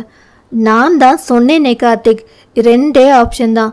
ஒன்று நீ உயிரை விடுறது, இரண்டாவது நீ ஜெயிலுக்கு போகிறது. இதை தவிர வேறு எதையோ என்கிட்ட நீ எதிர்பார்க்காத. அமர்த்தலாய் சொன்னவளின் வார்த்தைகள் அவனை சீண்டு விட்டது. என்னடி ரொம்ப தான் துள்ளுற? உனக்கு மட்டும் நான் போட்டு தள்ள தெரியுமா? எனக்கும் தான் தெரியும் என்று பதிலுக்கு எகிரினான் அவன்.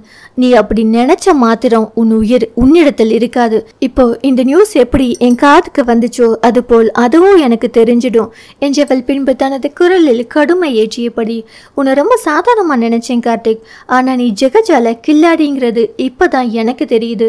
இனி நீ என்ன பண்ணினாலும் அது என்னை மீறி பண்ண முடியாது. எவ்வளவு நெஞ்செழுத்தம் இருந்தா என் நடத்தைய கேவலப்படுத்த நினைப்ப. என்னை பத்தி உனக்கு நல்லா தெரியும். அப்படி இருந்தும் உனக்கு எப்படி ஒரு துணிச்சல் வந்தது? நான் நெருப்படா, என்னை நெருங்கினா நீ தான் அழிஞ்சு போவ, நான் இல்லை என்றவள் பொங்கிய கோபத்தை அடக்கும் வகையறியாது அழைப்பை துண்டித்து விட்டாள்.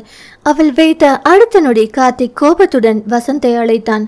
வசந்த், கேஸை கோர்ட்டில் அப்ளை பண்ணிட்டியாடா?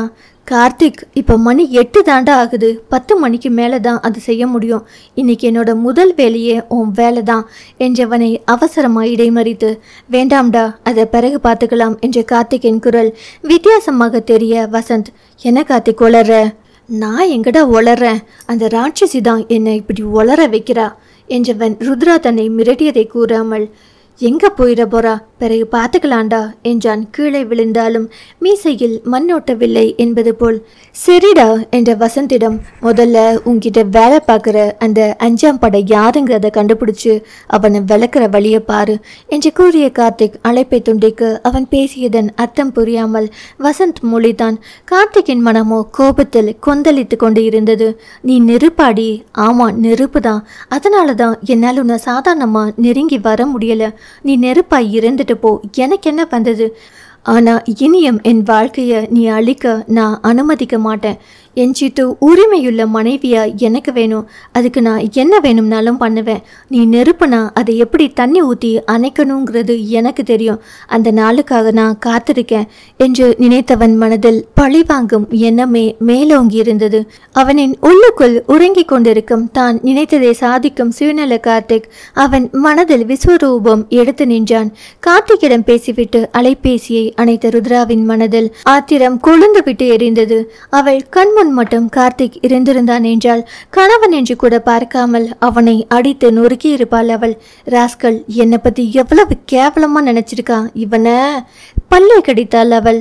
அவள் என்னதான் தைரியமாய் புத்திசாலித்தனமாய் தொழில் செய்து வந்தாலும் அவளை பற்றி ஒரு சொல் தவறாக வந்துவிடக் கூடாது என்பதில் அவ்வளவு கண்ணும் கருத்துமாய் இருப்பாள். அதனாலேயே என்னவோ அவளிடத்தில் தானாய் வந்து ஒட்டி கொண்டது அந்த கம்பீரம். அந்த கம்பீரமே யாரையுமே அவளிடத்தில் எளிதில் அணுக முடியாதபடி இரும்பு கவசமாக அவளை காத்து வந்தது.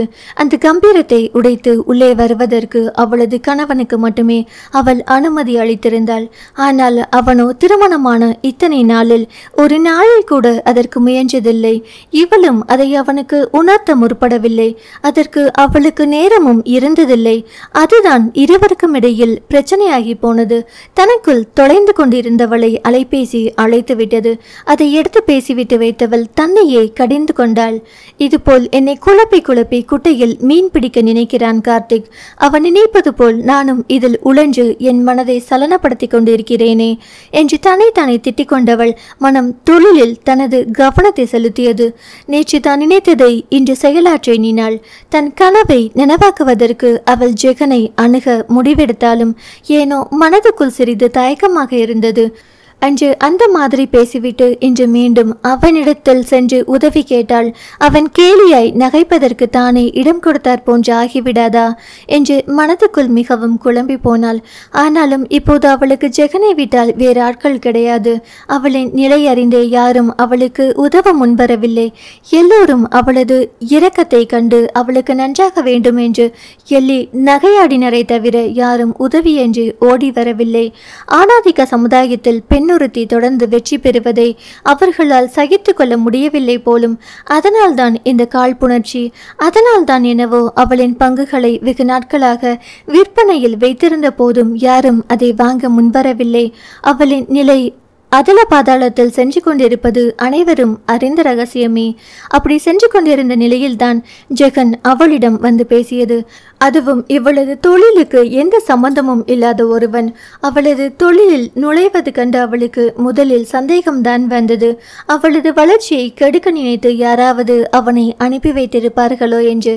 அதனால்தான் அவள் அப்படி பேசினாள். அதற்கு அவன் நேர்மையாய் மனதில் உள்ளதை பேசிய விதம் அவளுக்கு பிடித்திருக்கவே இதற்கு சம்மதித்தாள். தனக்கு உதவி செய்த ஒரே காரணத்தினாலேயே மீண்டும் அவனை அணுகி உதவி கேட்டு பார்க்கலாம் என்று எண்ணினாள். ஆனாலும் மனதுக்குள் மிகவும் தயக்கமாக இருந்தது. தொழில் செய்வதற்கு இந்த தயக்கமே முதல் எதிரி என்று முதலில் அதை உதறி தள்ளி அவள் மனதில் வரவழைத்து கொண்ட தைரியத்துடன் ஜெகனுக்கு அழைத்தாள். ருத்ராவின் அலைபேசி எண் தன் அலைபேசியில் ஒளிர்ந்ததை நம்ப முடியாமல் பார்த்தான் ஜெகன்.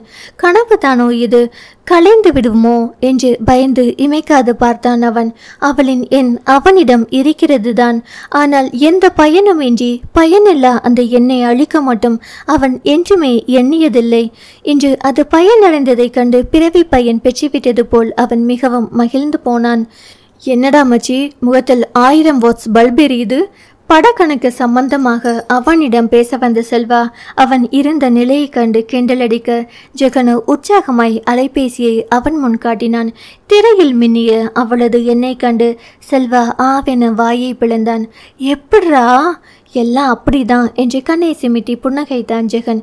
பிஸ்னஸ் டீலிங் இருக்கே, நேரடியாக பேச வராதவங்க இப்போ உன்னை கூப்பிடுறாங்கன்னா யோசனையாய் செல்வா கேட்டதும் அதில் பதட்டம் அடைந்தவன் அடுத்த நொடி அதை உயிர்ப்பித்து காதில் வைத்தான்.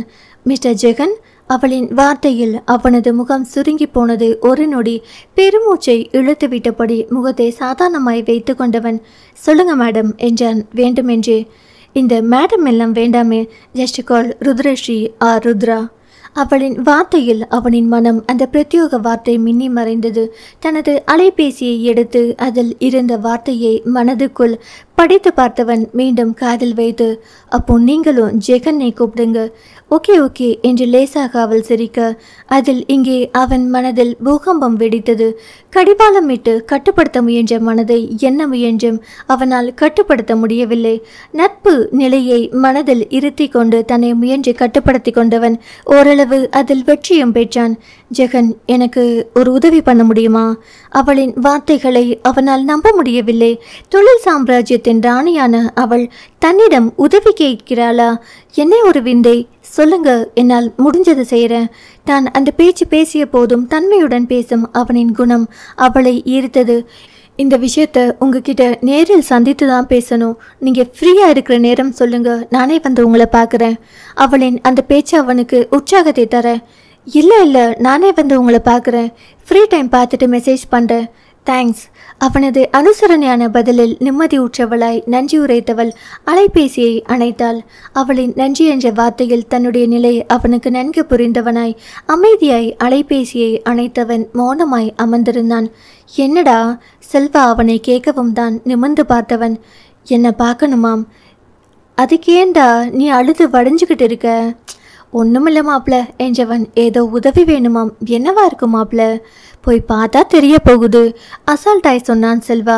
அதுவும் சரிதான் என்றவன் தனது அலைபேசியை அவனிடம் தூக்கி போட்டு, ஃப்ரீ டைம் பார்த்து ஒரு மெசேஜ் பண்ணிடுடா இன்னைக்கே என்க. நம்ம ஆல்வேஸ் ஃப்ரீ தானே மச்சி. சிரியாமல் சிரிப்பை வரவழைத்தான் செல்வா. நீ கூட இருந்தா நான் எங்க உருப்பட போறேன் என்று மேசை மீது இருந்த பேனாவை செல்வா மீது தூக்கி எறிந்தான் ஜெகன். இல்லாங்காட்டியும் உருப்பட்ட மாதிரி தான் என்று நொடித்து கொண்ட நண்பனை கண்டு ஜெகனுக்கு சிரிப்பு வர வாய்விட்டு சிரித்தான். அதை கண்டு செல்வாவின் மனம் நிம்மதியானது.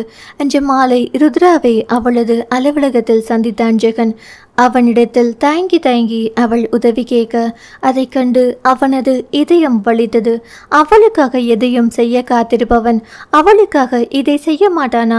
நிச்சயம் அவனின் உயிரை கொடுத்தாவது இதை நிறைவேற்றி வைப்பான். ஏற்கனவே அவன் செய்ய நினைத்த விஷயமும் இதுதான். தன் மீது நம்பிக்கை வைத்து உதவி கேட்கும் அவளது நம்பிக்கை பொய்த்து போக அவனுக்குமே விருப்பமில்லை. ஆனாலும் இப்போதிருக்கும் சூழ்நிலையில் பொய்யான நம்பிக்கையை அவளுக்கு அளிக்க அவனுக்குமே விருப்பமில்லை.